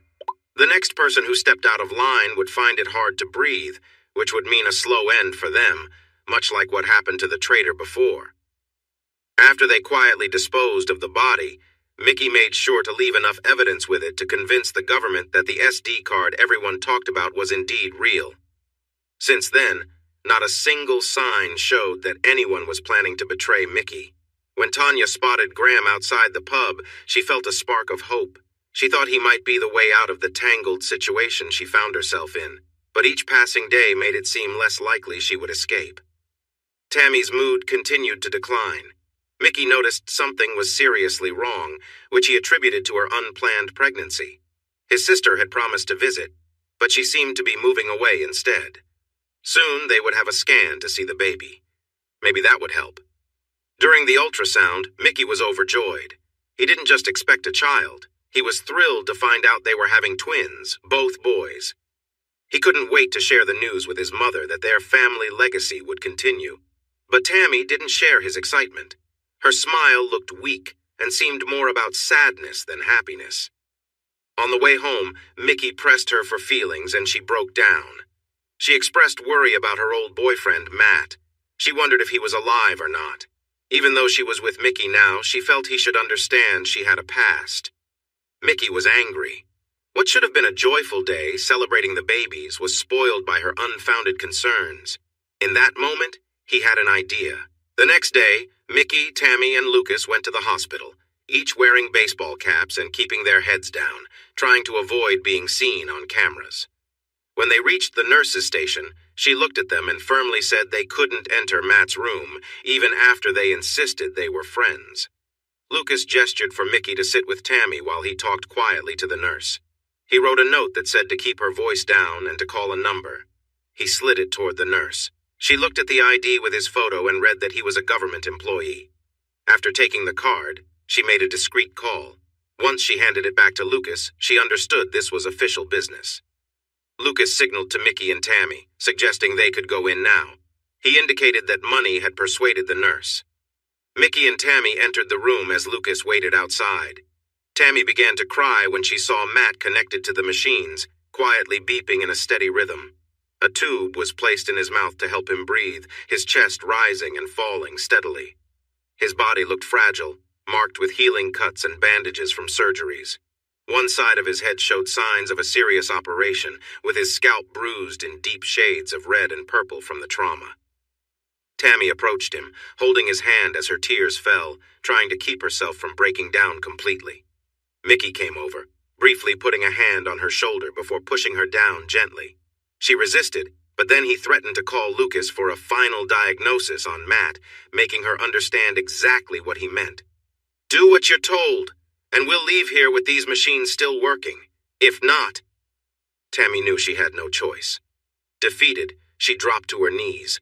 Mickey's actions were not about her, but about showing power over the situation, hoping Matt could somehow hear what was happening. For the next few minutes, Mickey spoke harshly, mocking Matt and degrading Tammy, enjoying the control he had over both of them. The atmosphere was thick with discomfort and fear. After a moment, Mickey stepped back, leaving the room filled with an oppressive silence. He leaned in close to Matt, whispering something cruel in his ear, words meant to taunt and torment. Tammy didn't hear exactly what he said, but she felt a chill run through her. Mickey helped Tammy to her feet, her face still streaked with tears and smeared makeup. He handed her the baseball cap she had worn when they entered. As they left the room, Tammy glanced back at Matt, noticing a single tear on his cheek. Her heart sank deeper with guilt and sorrow. As they walked down the corridor, a nurse approached, the cold tension between them unspoken but palpable. She saw them leave the room, looking very different from the kind of visitors Matt usually had. She hurried into his room and noticed something wet on his face and bedding. Gently, she wiped it away with a tissue, recognizing the unfamiliar scent in the clean hospital room. It was a strange smell, and she wondered why they had behaved that way. There was a trail of tears on his face, which meant he must be able to hear. She was determined to help him wake up from his coma soon. Anne stepped out of Matt's room to talk to the nurse at the station. The nurse explained that she didn't plan to let the visitors into Matt's room until someone from a government office told her to comply. He followed up with an email that instructed her to do whatever the man at the desk asked. Anne asked if she had made any calls since then, and found out she hadn't, so she picked up the phone and redialed. "Mr. Smith speaking. How can I help you?" His voice was confident and commanding. "Hello. Could you tell me why you are interested in Matt Andrews?" The call ended, and when she tried to call back, there was no answer. Anne sensed that something was wrong. The police had guarded Matt for weeks before they left a few days ago. She went to the hospital administrator to share what she had found out. The next morning, a police officer was back outside Matt's room. Tammy was becoming more troubled. Mickey now had a bodyguard with her at all times, unless she was with him or Lucas. He couldn't shake the feeling of unease because Graham had called her Tanya. "Lucas, do you think meeting Tammy on that flight was just a coincidence? I know you looked into her past, but I feel something might be off. When I walked in, Graham called her Tanya and she didn't respond." Lucas realized he had to be careful. If he was friends with Matt, he might have mixed up her name. He could be confused about what to call her. "I wouldn't worry about it too much, Mickey. If you think she's after something, I'll gather everyone for another talk about keeping quiet." "No way. She's carrying my kids. I'm going to keep an eye on her, and you should too. I have an idea that might help us find out the truth." Mickey called his doctor in Harley Street, who provided a contact for a top psychiatrist. After a visit to the doctor's office in London, he arranged for the psychiatrist to stay at Mickey's home for a week to help understand Tammy better. The doctor hesitated until Mickey showed him a picture of his wife at the gym. He casually remarked that Mickey had some attractive friends in South America who would appreciate her appearance very much. Mickey offered the doctor £25,000 and an extra $10,000 if he understood why Tammy was feeling unwell. Assuring the doctor that he would keep Tammy's information private, the doctor agreed to visit that week. By the 4th day of his stay, the doctor told Mickey he was done and was actually pleased he accepted the offer. He planned to write a paper for a medical journal because he believed Tammy's situation was special. When Mickey asked for more details, the doctor said he couldn't share anything due to patient privacy. Mickey casually connected his phone to the TV. He pointed at the screen, and the doctor gasped. His wife was at the gym, laughing and chatting with 2 fit young men. They looked like they were from Colombia. One of them even winked at the camera. Mickey said, "I mentioned to my friends that they might be interested in her. A few of them in London decided to come see your wife for themselves. She's quite impressive, Doc. They're eager to take her out." The doctor turned pale and sat silently, unsure what to do. He did not want to talk about the last few days with Tammy. He felt anxious thinking about Mickey possibly reading his notes while they were alone. He took out a file from his briefcase, still preferring handwritten notes, and placed it on the table in front of himself. "Your wife is, I believe, a special case. She has a condition known as dissociative identity disorder, or DID. Right now, she has 2 identities in one body. This began when she was a child but wasn't noticeable until later when her life goals conflicted. Her ambitions are to excel at work or to be the best mother. However, she struggles to balance both at the same time. This leads her to pursue one goal intensely while neglecting the other. The more she immerses herself in one aspect of her life, the harder it becomes to accept that the other part is fading away." The doctor started sweating as he looked at Mickey's face and decided against opening the file. Instead, he slid it partway across the table to Mickey. "Everything is in my notes. I'll leave them with you to read. If you want to discuss this further, feel free to call me, and I'd be happy to help. If it's all right, I'd like to leave now because I have a dinner reservation with my wife." "Of course. Thank you for your help, Doctor. I have one question. You mentioned that there are 2 personalities in her mind. If we removed everything about one of those lives, would she only be left with the other one?" The doctor paused for a moment to think. "I'm not really sure. This case is unlike anything I've seen before. I think she could go in 2 directions. She might completely break down and need constant medical support, or she could accept the remaining personality, but we can't know for sure." Mickey thanked the doctor for his time and promised that an extra payment would be in his account the next day. Afterward, the doctor joined his wife for dinner and explained where he had been. He told her that he felt scared when he discovered the truth. He left out some details because he knew they could put people at risk. After their meal, they left the restaurant and headed home. While driving on the A2 at 60 miles per hour, they reached the Kidbrook interchange. A large truck was parked on the side of the road with its hazard lights flashing when the driver got a phone call. He put the truck in gear and drove through the red light, crossing into the main road. As he looked up, he saw a red Jaguar trying to stop, but it couldn't in time and crashed into the side of the truck. In an instant, a well-known psychiatrist and his wife lost their lives, while the truck driver faced the possibility of being in jail for a couple of years. His boss assured him he would be financially fine, and he thought that English jails were much better than those back in Romania. Mickey sat down to read the doctor's notes. He finally had the truth. As frustrated as he felt with a woman named Tanya, he admired her commitment to him and how she had tried to be his girlfriend. It made sense why her mental health had suffered after becoming pregnant. He wished he hadn't rushed to end his meeting with the doctor because he had more questions. It was unclear if her other life was real or imagined. How could she be married to Matt and still have these other experiences? Maybe in her mind she believed she was married to him but really wasn't. And who was Mr. Smith? The only Mr. Smith he could think of was the doctor who treated her mother, but she was no longer alive. This raised questions about Lucas, too. He was clever and should have seen through her, given his own connections. Unless he was involved, but that didn't seem right. He was the one who exposed the last problem. Mickey decided to ask Tony T to do some careful investigation with the information he had. Right now, all he cared about was making sure that his twins remained safe inside Tanya until they were born. By the time that happened, he planned to have a well-thought-out strategy. 9 weeks after the accident, Matt woke up from his coma. Doctors examined him and, after days of tests, found that most of his brain functions were fine. However, he was dealing with severe headaches, which were caused by a titanium plate placed under his skin to support part of his skull. The doctors discussed his injuries with him and mentioned that he would likely have a limp. Until he was fully moving again, they could not completely understand how this would affect his life. But since he was young and healthy before the accident, there was a good chance he could still live a fairly normal life. In the weeks following his awakening, he had several meetings, but they were kept short to help him recover. The fire brigade assured him he would still have a job, but deep down, he knew that he would never return to being an active firefighter. Those days were behind him. During a checkup on his progress, Matt asked if his wife had been informed about his recovery. He had expected to see her now that he was awake. The doctor and nurse looked surprised. His records showed he was single and no one had come forward claiming to be his wife. Matt insisted she had been there as he recalled her speaking to him and expressing her love. "I do love you, Matt." Matt turned his head toward the person who had entered the room and was listening to the doctor. He thought she was just another nurse, but he immediately recognized the voice. It was Anne.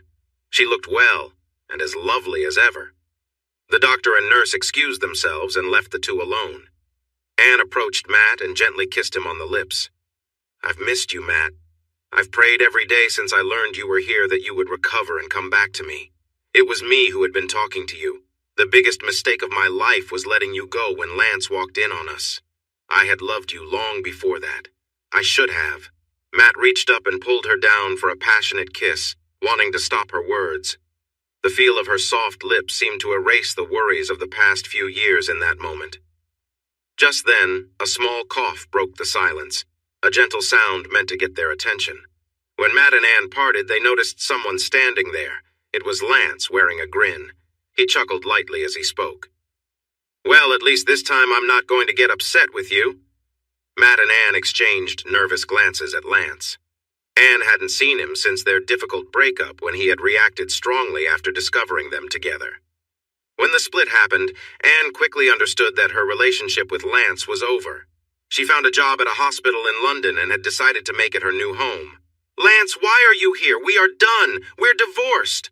Before she could say more, Lance interjected, "It's nice to see you're all right, Anne, but I'm actually here to see Matt."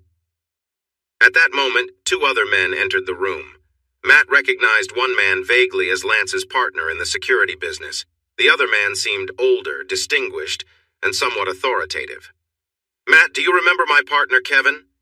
Matt nodded. "Hello, it's good to see you well," Matt said, shaking Kevin's hand. The other man came forward and introduced himself. "Good day, Matt. My name is not important right now, but I assure you we are here to help you. Kevin and Lance can vouch for me." The three men shared a glance and smiled, but their faces soon turned serious. The unnamed man continued, "Matt, Mark reached out to me some time ago. It caught me off guard because he wanted to leave behind the connections we had with him. Many of us owed him a debt, so we agreed to assist. I think you know what Mark asked us for, but first, let's hear your story." The man glanced at Anne, as if suggesting she should leave. Anne started to step away, but Matt called out, "Anne, please stay. A lot has happened since we split, and you might feel differently about me after you hear what I have to say. It's better if I share everything at once. Some of it still hurts."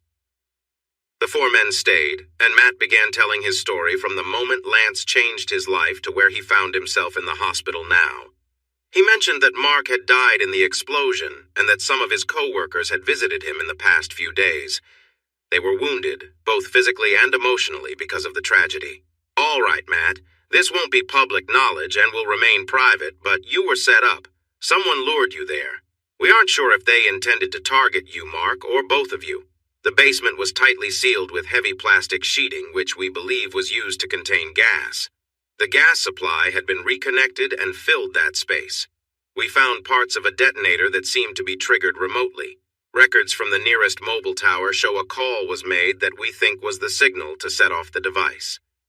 Mr. Smith, Mr. Jones, and Mickey were somehow connected to this situation." Anne stepped in to speak. "There were 3 people who visited Matt after the police protection ended. I saw them leave his room. When I asked the nurse how they got in, one of the men showed a government ID with a phone number. It connected to a Mr. Smith. The unnamed man opened his bag and took out his iPad. A moment later, he handed it to Anne. "Yes, that's one of the men. He was with the woman." She gave it back and pulled up a picture of Tammy, who Anne recognized as the woman. When he showed her another picture, Anne said she didn't know the man. He then pulled up a different photo, and Anne confirmed it was him, remembering how the nurse had said the man gave her a bad feeling. He turned the tablet to show Matt the image. "Is this Mr. Jones?" Matt nodded. He swiped to the unfamiliar photo and asked Matt again, "And is this Mr. Smith?" Matt nodded once more. "Okay, gentlemen, we now know who we are dealing with.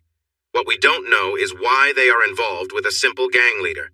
I'll do some digging to find out more. Matt, the police will arrive tomorrow and you need to act like you don't know anything." Matt nodded. The 3 men shook his hand again and said goodbye, leaving Anne with him. In the following days, Anne and Matt reconnected. She learned about his life, how he had tried to find her but eventually had to stop. Anne shared how she thought of him every day and how she finally found the courage to return to Bournemouth, only to discover his grandmother had passed away and that Matt had moved on. Every path she took led to a dead end, and like Matt, she too had given up. While he had married Tanya, Anne had a few short relationships that didn't last. She had her moments of fun, but they were brief and scattered. Anne worked with Matt as part of his recovery team, helping him become more mobile as he adjusted to walking with a limp. Matt often felt self-conscious about the plate in his skull, but as his hair grew longer, it became less noticeable, aside from some scars on his face. Anne assured him that it didn't matter to her. Matt thought of calling Graham, but found the number was no longer in service. He tried his home number and was met with silence, followed by Graham's wife breaking down in tears. She explained that Graham had been taking time off work without her knowing. He had taken a day off and then died at a railway crossing, leaving a note to say he was sorry. Matt expressed his condolences and promised to visit her when he could. Matt believed that Lance and his friends were seeking revenge for Mark's death. He could see it in their expressions during their visit. Whatever they planned to do, he wanted to be involved. If they didn't let him in, he would do everything he could to make things very difficult for Mickey, Mr. Jones, Tanya, and Mr. Smith if he could find him. When Matt left the hospital, he moved in with Anne because they thought it would keep him safe if Smith, Jones, or Mickey tried to come around. On their first night together, they were close in a way that felt natural. As they lay together afterward, Anne promised she would never let him go again. Matt kissed her softly and promised they would move forward together as a couple. Matt was still off work, so the fire brigade couldn't do anything until he was cleared to return. They waited until late one night for Matt and Anne to go to his old place to collect some personal things and get any mail. Once back at Anne's, he started to go through the mail. He was shocked to see that he was still getting large tax refunds every 3 months. He told Anne these were payments to keep him quiet while Tanya was undercover. Anne knew that Matt really disliked Tanya, even to the point of hating her. She didn't worry that he would go back to her until a few minutes later. He found a plain brown envelope that had no address and had been delivered by hand. When he opened it, he found 2 photographs. The first one was of Graham sitting on the railway tracks, and Matt understood it was likely near the end of Graham's life. He looked at it with anger. In big, bold letters, someone had written, "This was on you." He wished he hadn't been stopped that night when he confronted Mr. Jones. He felt responsible for Graham's death. The second photograph made him stop. It was a CT scan with 2 arrows marking what looked like 2 fetuses. There was a note that said, "Who's the daddy?" along with a smiley face. The scan was recent, and although he didn't recognize the last name, he knew the first name, Tammy, belonged to Tanya. He started to feel anxious just as Anne walked in from the kitchen smiling, but her expression quickly changed to worry when she saw the look on his face. She rushed to him and asked what was wrong. He handed her the photo, and she immediately saw the connection. At a loss for words, she sat beside him, wrapping her arm around him. "Whatever happens, I'm here for you, and I mean it. No matter what." Matt struggled to imagine how things would turn out. He remembered a line in the document he had signed. The government would take responsibility. He didn't know if this was a cruel joke or not, but looking back at the scan dates, he realized that the last time Tanya had held him against his will might have been when she became pregnant with the children. Why was she so messed up to think it was okay to do this to him? Did she really believe this would somehow bring them back together? No, he was determined to fight against this. He tried to push it from his mind in the following weeks, but he struggled to find a way to cope. He reached out to Kevin and Lance to share what he knew about Graham.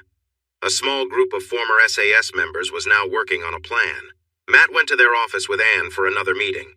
They told Matt that even after further investigation, they couldn't figure out why Tanya was so deeply involved in Mickey's life. There were rumors suggesting he was trying to become a high-end arms dealer, acting as a middleman for the Russians, and this allowed them to create a plan. The stranger who had been with Lance and Kevin at the hospital provided a fake background for a mercenary company. They started looking on the dark web for high-quality weapons. It didn't take long for Mickey to catch on to this, and soon a meeting was set up with a deal arranged.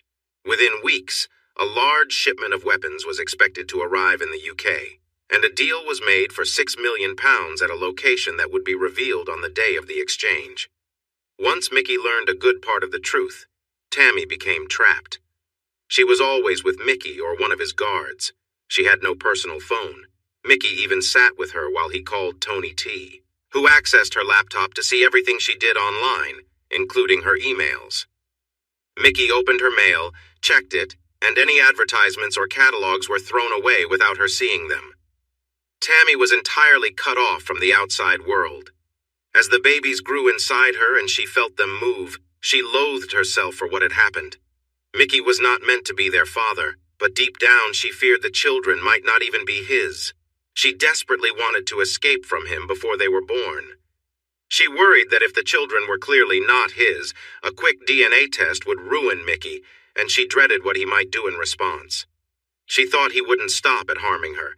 He might even go after the children and Matt.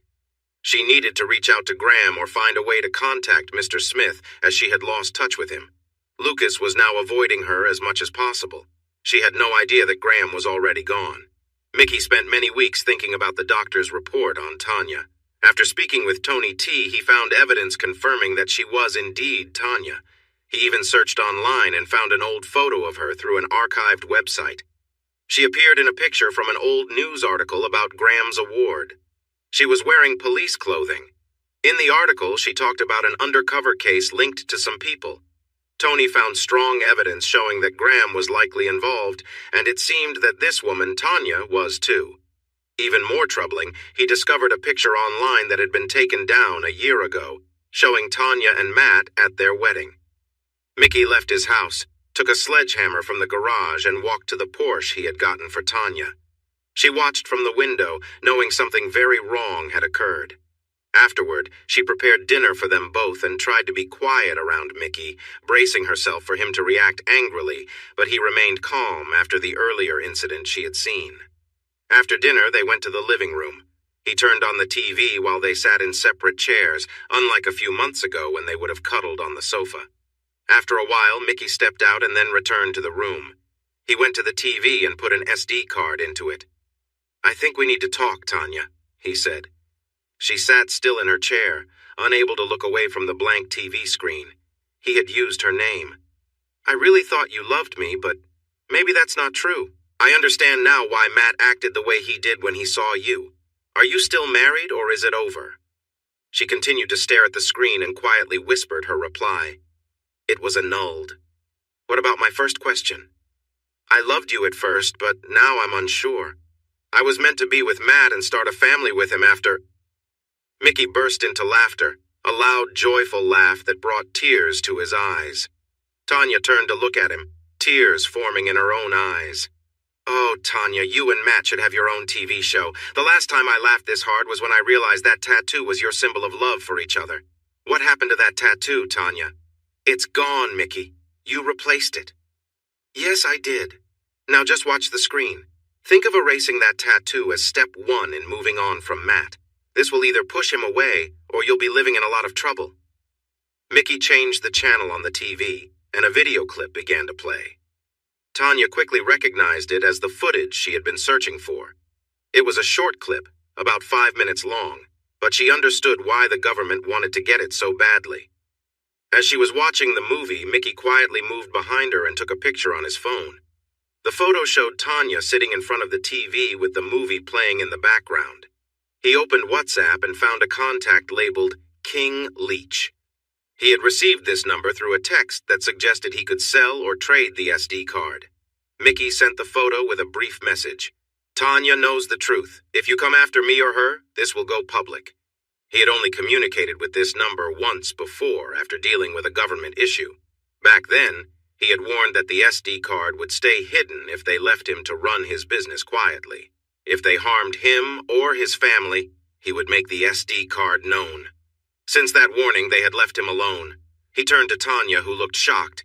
"You see, Tanya, if I lose this SD card, my life is in danger. They know you've seen what's on it. They can't let you live if they get it back and it hasn't been shared. Your best chance to stay safe is to stick with me. Let's have a family, and we can raise our kids together. Even though I have my feelings toward you, I have come to care for you. We can build a life through our children. It's your only chance to avoid trouble." Mickey left Tanya staring at the dark TV screen, took the SD card, and went to his bedroom. Tanya sat there for over an hour, lost in thought. She couldn't figure out how to escape this situation. When she went to bed, she found her way next to Mickey, snuggling against his back. "You're right, Mickey. For our children's sake, we can make this work." She wasn't fully sure she believed it, but it felt like her only path forward. Everything would change when the babies arrived. Smith was surprised to hear the message tone after so long. He opened his phone, and his heart sank before he even saw the image. He realized that Tanya now knew too much about why they needed the SD card. He had to act fast. He messaged Mr. Jones, warning him that Tanya's cover was at risk and he needed to be careful. There was no reply, which didn't shock him. Jones was now seen as a significant threat. It didn't matter that two plans were now in place, Doomsday 1 and Doomsday 2. The first option could save Jones and Tanya, but the second was to clear everything connected to Mickey. Time was running out. Lucas read the message and wasn't surprised. He knew Mickey had other options and was aware that Tony T was determined enough to find the truth. He went to the safe in his apartment, opened it, and pulled out a folder. He looked through the file and returned several papers to the safe. He was going to meet Mickey tomorrow to share some new information he had gotten from his secret sources. The next day, Mickey greeted Lucas at his house. This was normal, but Mickey usually didn't have a gun hidden in the back of his pants. Lucas also had a gun tucked under his jacket. They went to Mickey's home office. "I've spent a few weeks looking into Graham. Something didn't seem right about him. I used some connections and got this." He handed Mickey a file. "It looks like there is a big plan against you, Mickey." Mickey opened the file and saw important information. It mentioned her past work with Graham and how the doctor treating her mother was linked to her. There was also a picture of her and Matt on their wedding day. Everything matched the details that Tony T had found, plus the doctor's notes on Tanya. The men exchanged looks. "I'm sorry, Mickey. She's played us both. She got to you through me. I have to say, I've never seen anyone go to such lengths to reach you, but why, Mickey? Now that you know who she is, what will you do about her?" Mickey planned to handle this carefully. It felt too convenient that Lucas brought this up after he had uncovered the truth about Tanya. But Lucas had also discovered the first government mole, which made him question Lucas's loyalty. Did Lucas put his own colleague at risk to build trust with him? "It's under control, Lucas. I talked to her last night and let her know I understand what she's really done. She is carrying my children and I won't let her go. They will need a mother. And I put her in a difficult spot. For her, it's either live with me or have no future." Both men were cautious around each other, but Lucas caught on to Mickey's words. Tanya had seen something important. The risk of pursuing it right now was too high. But he wanted to learn more from Tanya. They spent the rest of the day discussing an arms shipment that was almost ready to come to the UK. Mickey provided details about the interested buyers, and it seemed like the deal would happen. They required Tony T to access the staff list for customs at Dover Port to make sure the shipment could enter the UK without issues. Once they knew who was on duty, they were confident their usual tactic of threatening loved ones would work, especially with some photographs to show it was serious. To top it off, they planned to deposit £10,000 into the accounts of the customs staff to make their scheme more convincing. If everything fell into place, it would happen in the next 6 to 8 weeks. Tanya was struggling with her situation, but promised herself to follow Mickey's plan and do her best to be a caring partner. Mickey made sure she had little contact with anyone except his family and trusted friends. One thing she noticed was that he always kept her and Lucas from being alone together. She couldn't help but wonder if Mickey knew that Lucas was also trying to find the SD card. Tanya couldn't stop thinking about the SD card either. Something about that night when Mickey showed her its contents lingered in her mind, like there was an important detail she just couldn't remember. One day, during a visit from Lucas, she collected the coffee cups from Mickey's office and noticed a small piece of plastic paper in Lucas's cup when she entered the kitchen. She examined it and saw a simple note. What was on the SD card and where is it? She quickly wrote a reply on another piece of paper and slipped it into Lucas's jacket pocket when she brought him and Mickey fresh coffee. It will sink the royal family. I don't know where it is yet. When Lucas read it, he began to piece together what it might be linked to. There were rumors in the government about a senior member of the royal family facing a tough situation recently. Could they be connected? He wondered. Meanwhile, Matt was recovering well. He was driving again and could walk short distances without a cane, though he knew he would always have a limp. He still experienced occasional severe headaches that kept him stuck in a dark room. He accompanied Anne to meet Graham's wife for a heartfelt reunion. Matt promised to help her if she ever needed it. On their way back to London, Matt called Lance. "Lance, can I ask you for something important to me? It might give me some closure. I don't know what you're planning as payback for Mark's death, but I want to be involved. If I need to come and beg, I will, but I owe it to myself, Mark, and Graham to see justice done." The interesting thing, Matt, is we've already talked about this. We believe we can give you that chance. It will make for a believable story about someone hiring a security firm for risky work if things go wrong. Come down next week and we can talk it over.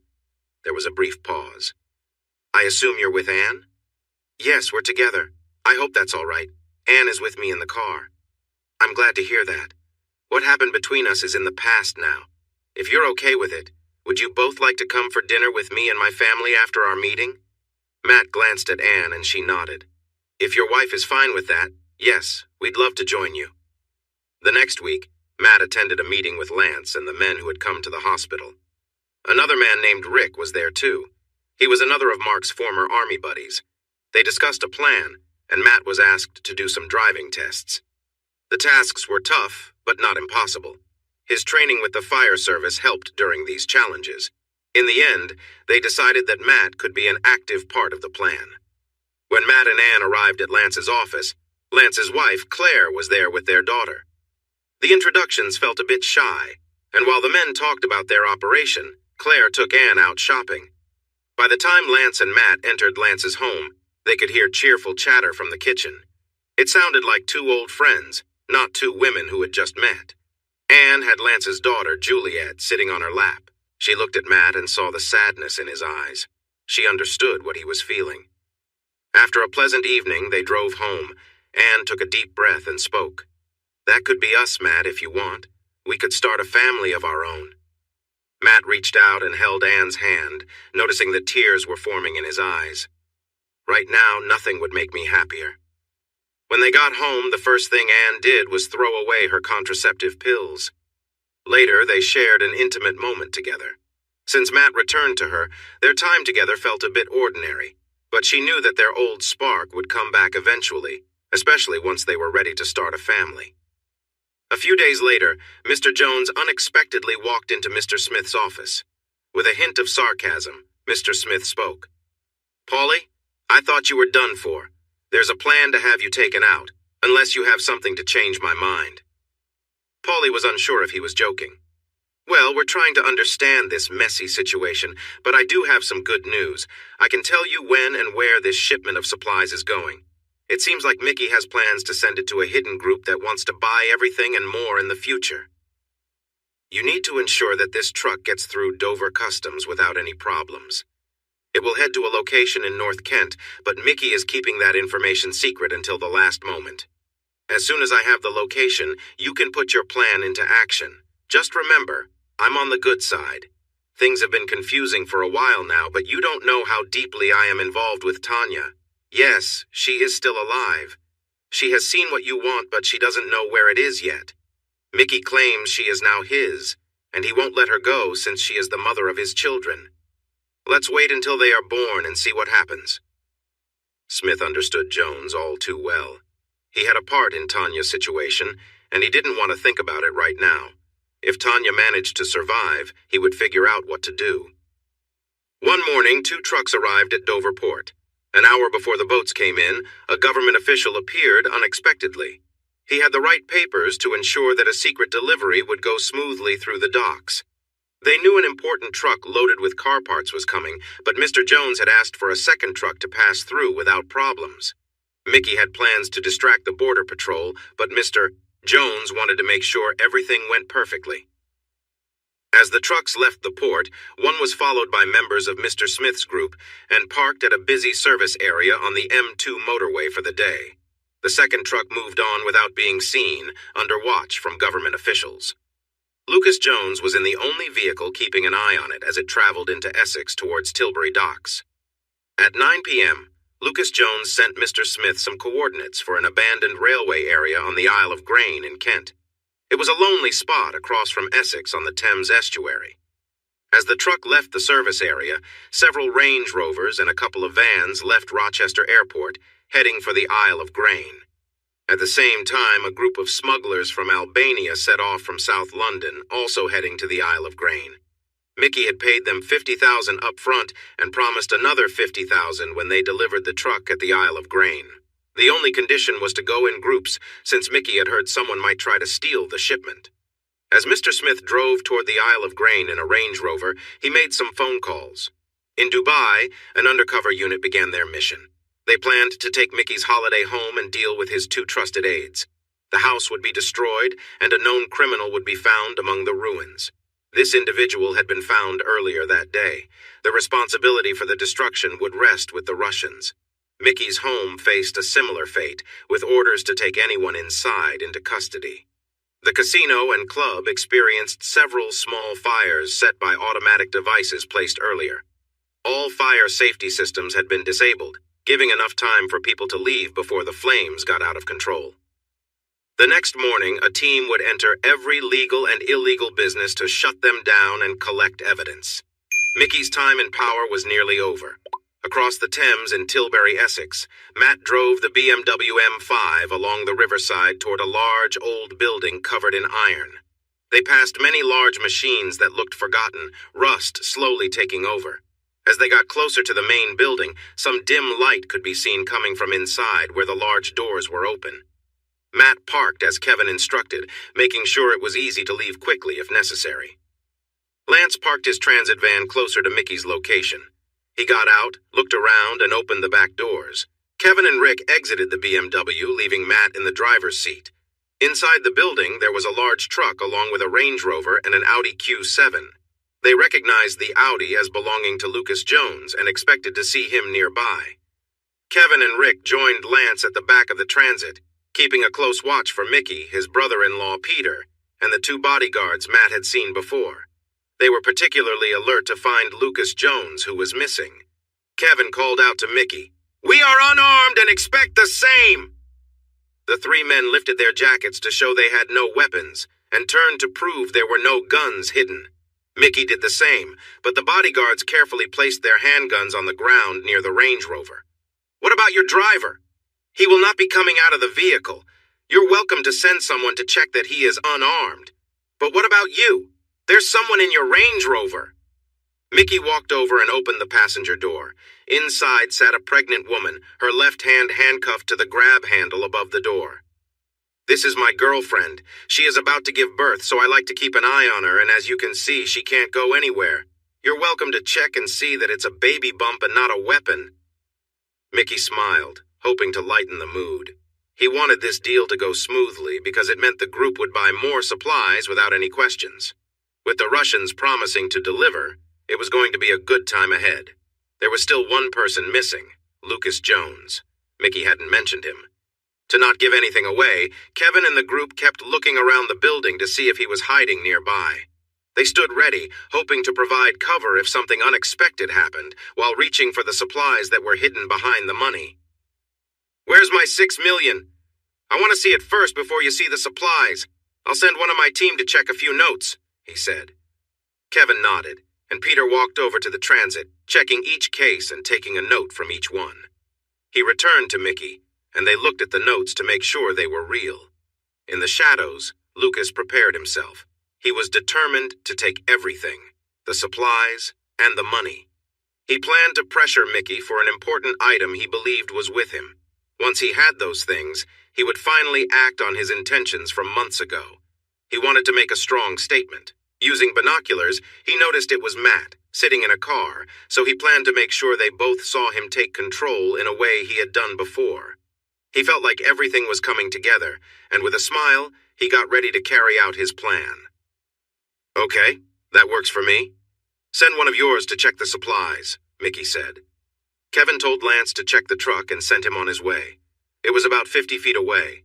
As he walked halfway there, he noticed a slight movement in the darkness behind Mickey and his team. Looking closer, he realized someone was aiming a weapon at them. He quickly shouted to Matt, "Move the car, now!" Matt started to drive away, but it was too late. A round flew across the yard, hitting the front wheel of Matt's car just as he was trying to escape. The impact caused the car to spin and crash into a large metal structure, trapping Matt inside the vehicle. Injured and slow to move, Matt tried to crawl over to the passenger side to get out. With the shout from Lance and the sudden attack, Kevin and Rick were already running toward the supplies in the truck. Kevin saw the surprise on Mickey's face as everything unfolded. It was clear that something unexpected was happening. The two bodyguards moved close to the Range Rover. Mickey's brother-in-law, Peter, quickly ran to the back of the truck where several weapons were laid out. He grabbed an AK-12 and crouched down near the rear wheels. Aiming at the van, he fired a few warning shots to show the buyers he was ready for anything. Rick picked up an SA-80, while Kevin grabbed a Glock 19 and a spare clip, finding safe spots to take cover. Meanwhile, Mickey rushed to the Range Rover and got behind the wheel. He adjusted the side mirror, revealing a hidden compartment that contained two loaded FN 503 handguns. He tucked one into his belt and held the other as he started the vehicle. His plan was to get Tammy out first, then return to deal with the situation. Realizing that Lucas had betrayed him for the weapons and cash, and likely Tammy too, made him even more determined. Lance found himself in a tough position. He couldn't get back to the others, so he searched for something to use. He spotted a set of metal stairs leading to a higher level. Moving as fast as he could, he climbed up and saw several pallets stacked with machinery parts. He grabbed a hand-operated pallet truck and pulled it to the edge where part of the railing was missing. He waited for Lucas to come into view, and when he did, Lance pushed the pallet truck over the side. It hit Lucas, sending him to the ground. Lucas quickly rolled and grabbed the fallen AK-12, shooting upwards toward Lance. He felt a sharp pain in his shoulder but didn't let it stop him. He shouted up at Lance, vowing revenge. "Whoever you are, you won't get away with this. I'll make sure of it," Lucas said, struggling to his feet and limping toward the stairs, angry and ready for a fight. Mickey was backing the Range Rover out, one hand on the steering wheel and the other on his gun. Just as he was almost clear of the building, Rick fired some shots at the vehicle, causing Mickey to swerve, and the back of the car clipped a steel support. The Range Rover suddenly spun around and crashed into the BMW that Matt was slowly getting out of. As the smoke and debris from the airbag started to clear, Mickey looked out his window and saw Matt on the ground to his left. Matt had just managed to roll away before the Range Rover hit the BMW. Mickey was furious. He regretted not getting rid of Matt when they first met. Now he was determined to finish what he started. With Lance pushing a heavy pallet onto Lucas, the movement of the Range Rover created a distraction. Trained for unexpected events, Kevin and Rick quickly dealt with Mickey's bodyguards. Unfortunately, this gave Peter a chance to assess the situation, and he managed to injure Rick in the thigh. Rick found himself on the ground but managed to crawl to a safer spot while checking his injury. He knew he had to take care of it soon, but he felt he had some time. Deciding to stay in the fight a little longer, he shot back at Peter. This allowed Kevin to get closer to Peter and find a better position for his attack. Meanwhile, gunshots rang out from above. The mezzanine, cluttered with old machinery and parts, offered good cover for Lance. However, time was running out as Lucas got nearer. The only way down was the stairs, and Lance realized he could not reach them without Lucas noticing. He would need to fight his way out. Spotting a nearby pallet, he noticed a thick iron pipe that could serve as a weapon if he got close enough. He also saw a chain hoist hanging from the ceiling, which gave him an idea. Mickey glanced at Tammy, who seemed shaken but not seriously hurt. His concern was more about the twins she was carrying. He adjusted the seat so he could crawl into the back and out the opposite door. He handed Tammy the key to her handcuffs, aware that she understood his priorities. As Mickey climbed out of the rear door, Matt surprised him and tackled him to the ground. Mickey had the advantage in size, but Matt was younger and fit despite his injuries from earlier events. They both rolled on the floor, struggling with each other, aware that one of them would not make it out alive. Above them, Lance pulled the smaller chain to move the main pulley. Just then, he was hit in the shoulder, causing him to fall to the ground. He used this moment to his benefit. Lucas's shot grazed Lance's bone, but Lucas was unaware of it. Quickly, Lance crouched behind some stacks of pallets and grabbed the smaller chain. As Lucas came around the corner, he expected to find Lance lying on the floor. Instead, Lance sprang up from his crouch and managed to wrap a chain around Lucas's neck. As they fought, Lance started to lose his advantage. In a last burst of strength, he pushed Lucas off the edge of the upper floor. Lucas hung there, struggling to breathe with the chain wrapped around his neck. Lance pulled on the chain, bringing Lucas closer to the edge. Lucas swung his legs, trying to find a grip, but Lance held him just out of reach. "Polly Tomlinson, this is for those women in Afghanistan and anyone else you've hurt. I hope you use your last moments to seek forgiveness, but you know what? I think he's already had his say. Let the man face his end." Lance looked into the frantic eyes of the man hanging there. It seemed like a fitting end, he thought, as he picked up the AK-12 and glanced below. He spotted Rick, who nodded at him, pointing at his injury and giving a thumbs up. He also saw Kevin, who was trying to find a way to approach Peter, who had stayed near the back of the truck. Lance looked towards the two crashed cars, but they were hidden from view. He decided to help Kevin so they could deal with the threat from Peter. Meanwhile, by the cars, Matt was struggling. Mickey had hit him several times, and he felt weak. Remembering some moves from Krav Maga, he found a small knife tucked in his waistband. But as he grabbed it, Mickey took advantage and hit Matt hard again.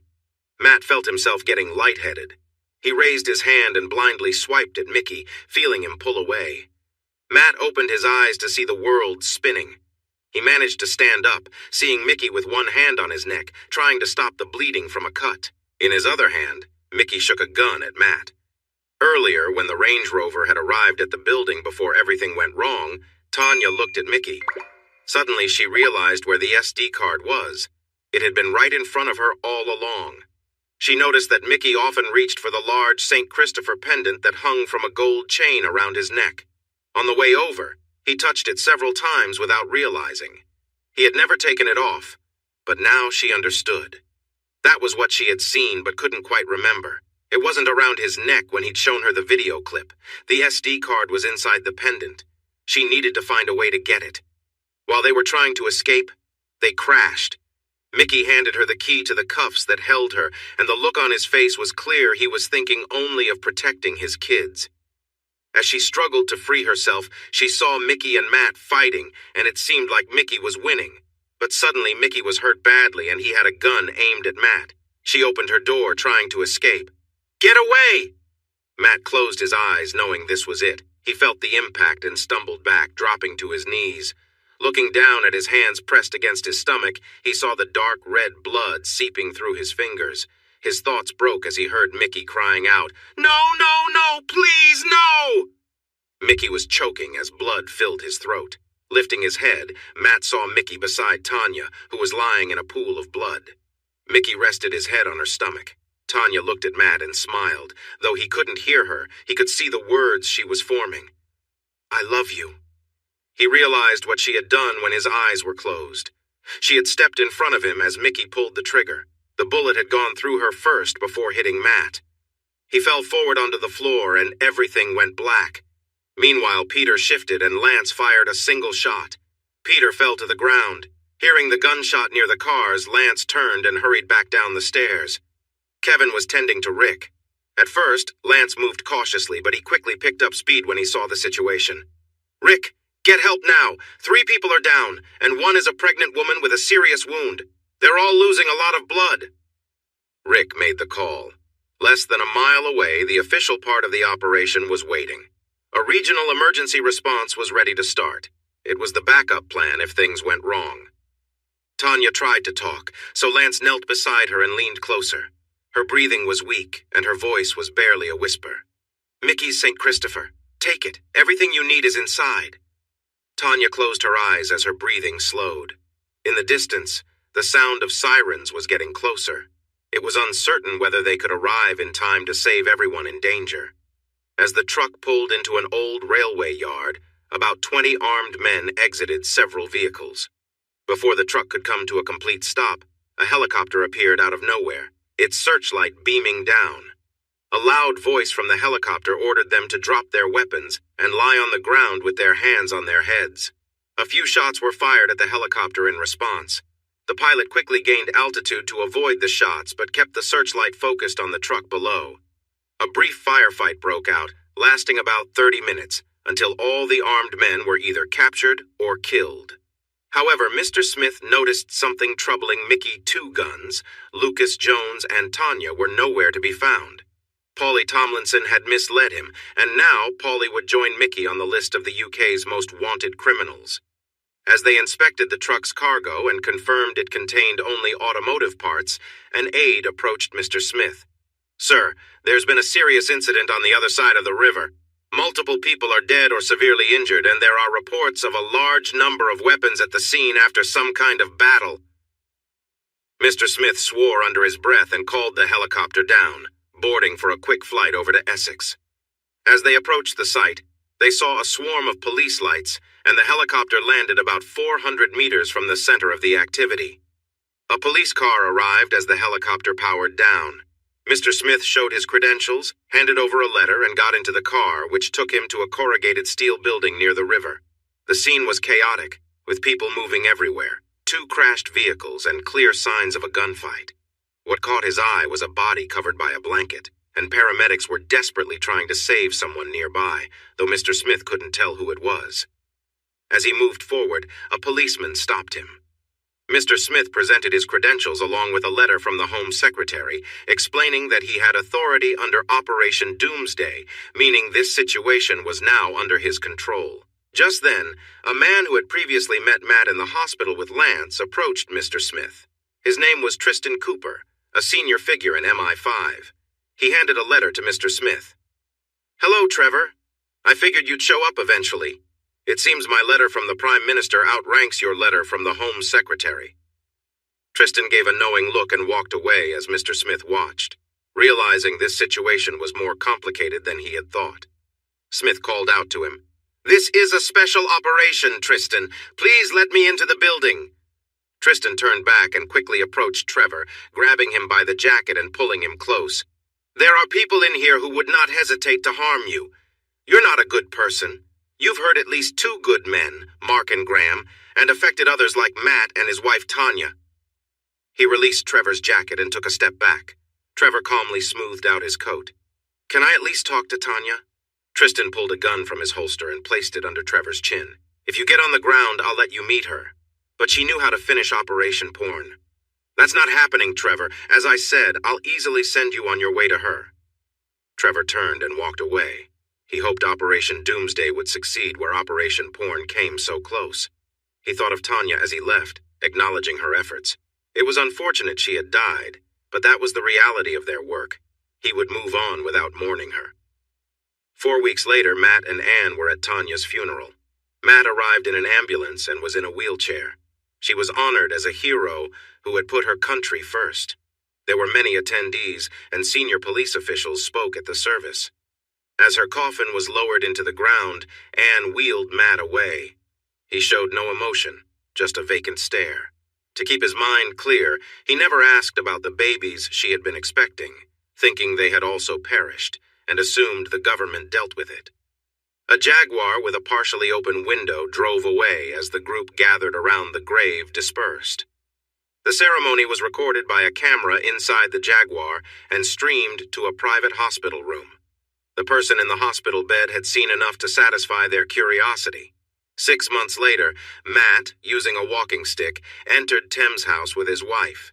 They received temporary passes and were led to a meeting room. They met again with Lance, Kevin, and Rick, and also the man known as Tristan. It turned out he was an important figure in MI5. To their surprise, the Prime Minister of the United Kingdom was also present. They sat in disbelief at this unexpected guest.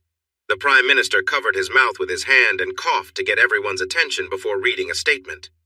"The King and his mother, the Queen, recognize the great effort made by Tanya Andrews and have decided to award her the George Cross for her bravery.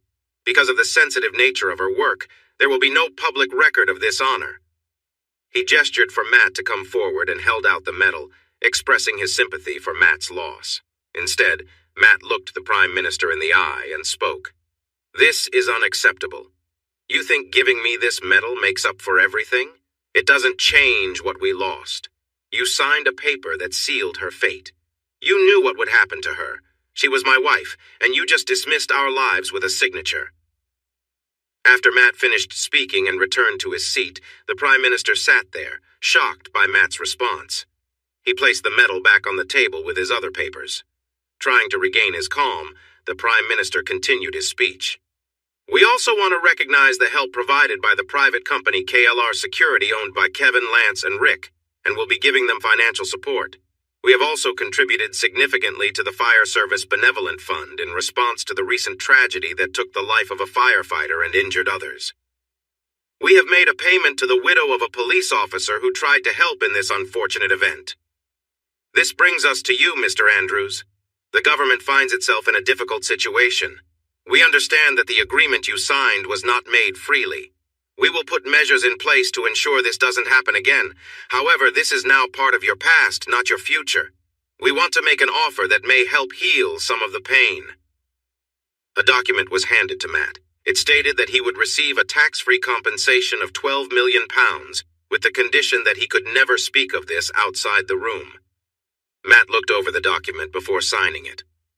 The Prime Minister began to wrap up the meeting. "Mr. and Mrs. Andrews, thank you for being here today. We all appreciate your sacrifice." Matt interrupted the surprised Prime Minister. "Why did you involve her in this? The fact that the King sent a message suggests it's linked to his family." What did one of them do that caused so many innocent people to suffer? The Prime Minister looked disturbed by the question. He went on with his brief speech, but Matt could tell he wasn't being completely honest. Once he finished, he left the room. After he was gone, Matt spoke up. Lance, when I was lying on the floor, I could hear Tanya talking to you, and I saw you take a medallion from Mickey. Why was it so important that people had to die because of it? Tristan replied, This is unofficial, but we will show you. You deserve to know the truth. You must promise to keep this a secret. The lights dimmed, and a video began playing on the large screen. Matt recognized the setting. It was Mickey's office. But what shocked him was one of the people in the video. There was a member of the royal family looking very out of control.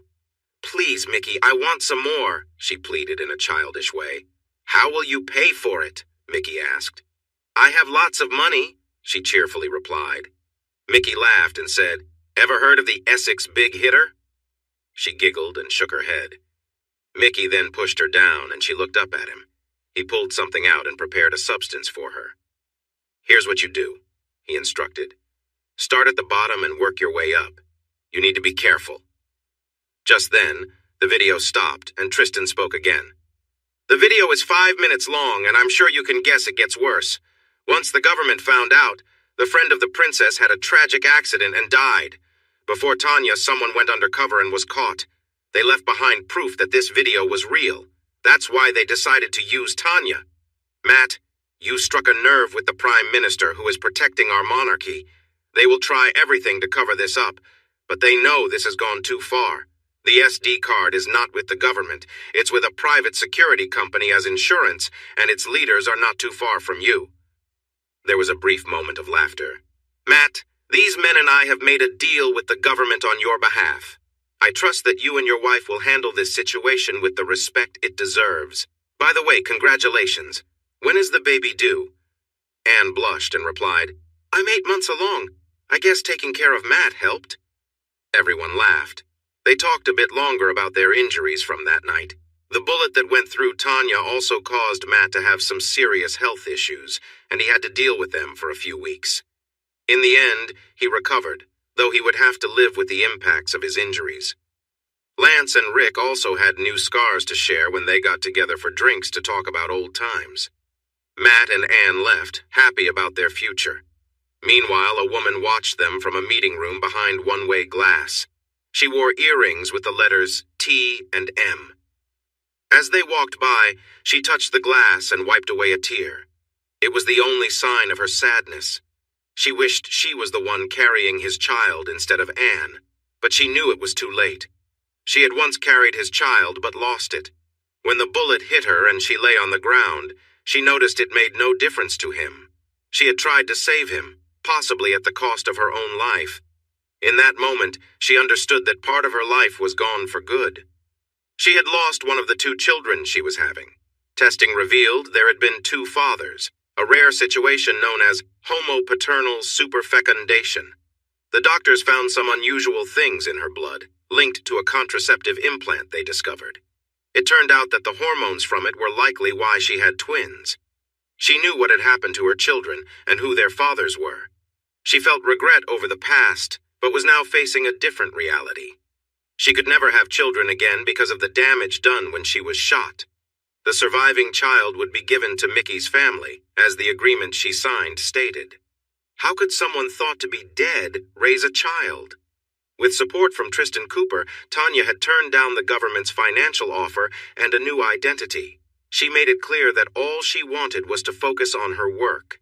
In the end, she achieved her goals with Tristan's help and reached new heights in her career.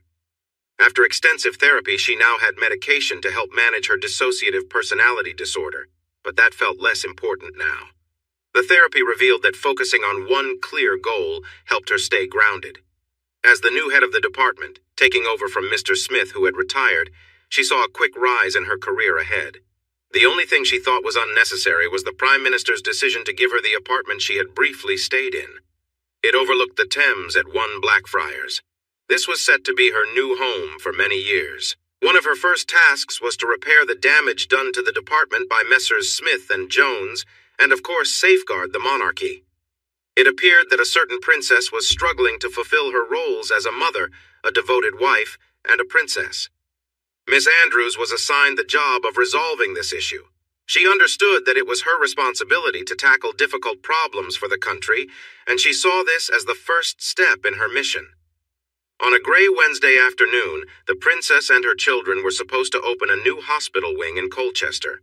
Unfortunately, her children were sick with a stomach bug, so she went alone. A new pilot flew her there in a helicopter. After the formal opening, she began her journey home. She felt unfulfilled, as this was not what she had envisioned when marrying into the royal family. She sought fame and wealth. The pilot didn't turn to speak with her, but communicated through the headphones. They were soon on their 20-minute trip back to London Airport when the pilot declared an emergency, as the engine seemed to fail, causing the helicopter to crash into the Thames estuary. It took several days to find the helicopter. The black box was discovered a mile from the crash site, having separated during the impact. When retrieved, there were no bodies in the wreck. It was presumed they were lost to the tide and carried away by the sea. The wreck was secretly raised to the surface on the first night. The pilot, an Australian named Paulie Tomlinson, was taken from the wreckage. It turned out he had died before the helicopter took off, controlled remotely. All evidence of this was erased before the wreck was put back into the estuary. Divers had quickly removed the black box after the crash to create confusion before the wreck was officially located days later. The nation would mourn the princess's loss. Yet, behind closed doors, the royal family would quietly celebrate the end of a serious burden that could have threatened their stability. Smith lost his job the morning after a failed mission called Doomsday. Within a week, he was officially retired. 9 months later, he was enjoying a comfortable pension and had a son at the Royal Military Academy at Sandhurst, ready to follow in his footsteps. Mr. and Mrs. Smith had a nice dinner at their favorite French restaurant in London and were relaxing in St. James Park, watching people pass by. A van with the words, City of London Council on it pulled up nearby, and some gardeners began working on the bushes behind them. Suddenly, they both felt a sharp jab in their necks. Everything went dark. When they woke up, they found themselves on a private jet that looked very much like the ones they used to travel on. As they regained awareness, they realized it was the same jet they had taken to pick up Tanya from Lyon and take her to Dubai. When they tried to move, they discovered they were handcuffed to their seats. Despite their attempts to talk and move, 3 people at the other end of the plane ignored them. There were 2 men and a woman with dark hair. Eventually, the woman stood up and walked over to them. Mr. Smith was surprised to see it was Tanya. She looked very different. All her earrings were gone, her hair was dyed black and longer, and it seemed she had undergone some changes in her appearance. She almost looked like a different person. Hello to you both. As you can see, I'm very much alive and doing well for myself. I'm not afraid to make tough choices. My determination has helped me reach my goals. I'm where I want to be now, and I worked hard to get here, she said. Now about those choices, I had to make a difficult one, which is why you are both here. But it's for king and country, so I hope you understand. Tanya walked back to join her colleagues.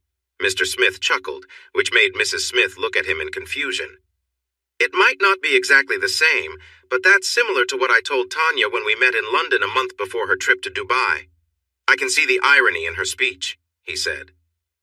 Sometime later, the plane landed at a remote airport in Africa. Tanya, her colleagues, and the Smiths disembarked onto the hot runway. A group of vehicles arrived, and a man in military attire who seemed important greeted Tanya and her colleagues with a handshake. They approached the Smiths. "Hello? We meet again," he said loudly. He looked somewhat familiar, but they couldn't remember where they had seen him before. "I can see you don't quite remember me yet. I know you both well from the events we attended.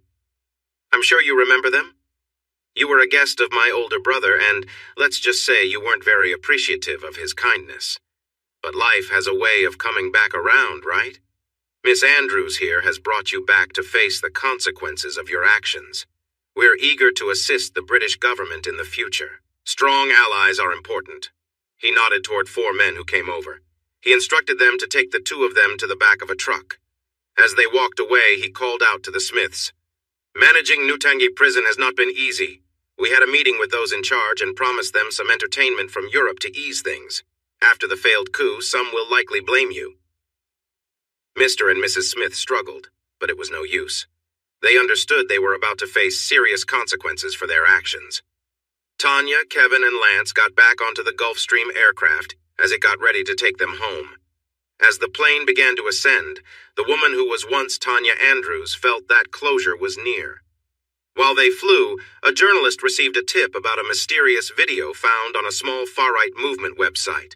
The clip was from a Christmas party several years ago, where a drunk MP spoke to a small group about sending ethnic people back to their ancestral homes and suggested harsh penalties for those who identified outside traditional gender norms. Other faces in the video were blurred out. The press would have a field day with this, and it seemed the Prime Minister would have a lot to explain, likely leading to his exit from number 10 Downing Street in shame. This event closed what some saw as a personal grudge. Rest in peace, Tanya Andrews. A year later, Anne sat beside Matt, feeling content after a wonderful moment they shared. They lay on the bed in their chateau in southern France, where they had moved a few months before. In the adjacent room, their baby, Alice, slept peacefully in her crib. Anne remembered something. "Do you recall my friend Jane from Bournemouth? She often said, 'Every action has a reaction and brings consequences.' I bet she would find it fascinating to see how our lives have unfolded." With that, she rolled to her side and kissed her husband, feeling a spark of connection as they enjoyed their time together. These days, they had all the time they wanted to be close to each other whenever they felt like it. But that might change soon since she had missed her last period, which meant more restless nights and diapers to change. Fortunately, the chateau had many bedrooms. They planned to fill as many of them as possible with their children. Finn. Thanks for watching this video. Don't forget to subscribe to Infidelity Plus to stay updated with more captivating tales of infidelity and payback. Turn on notifications so you're the first to see our latest content.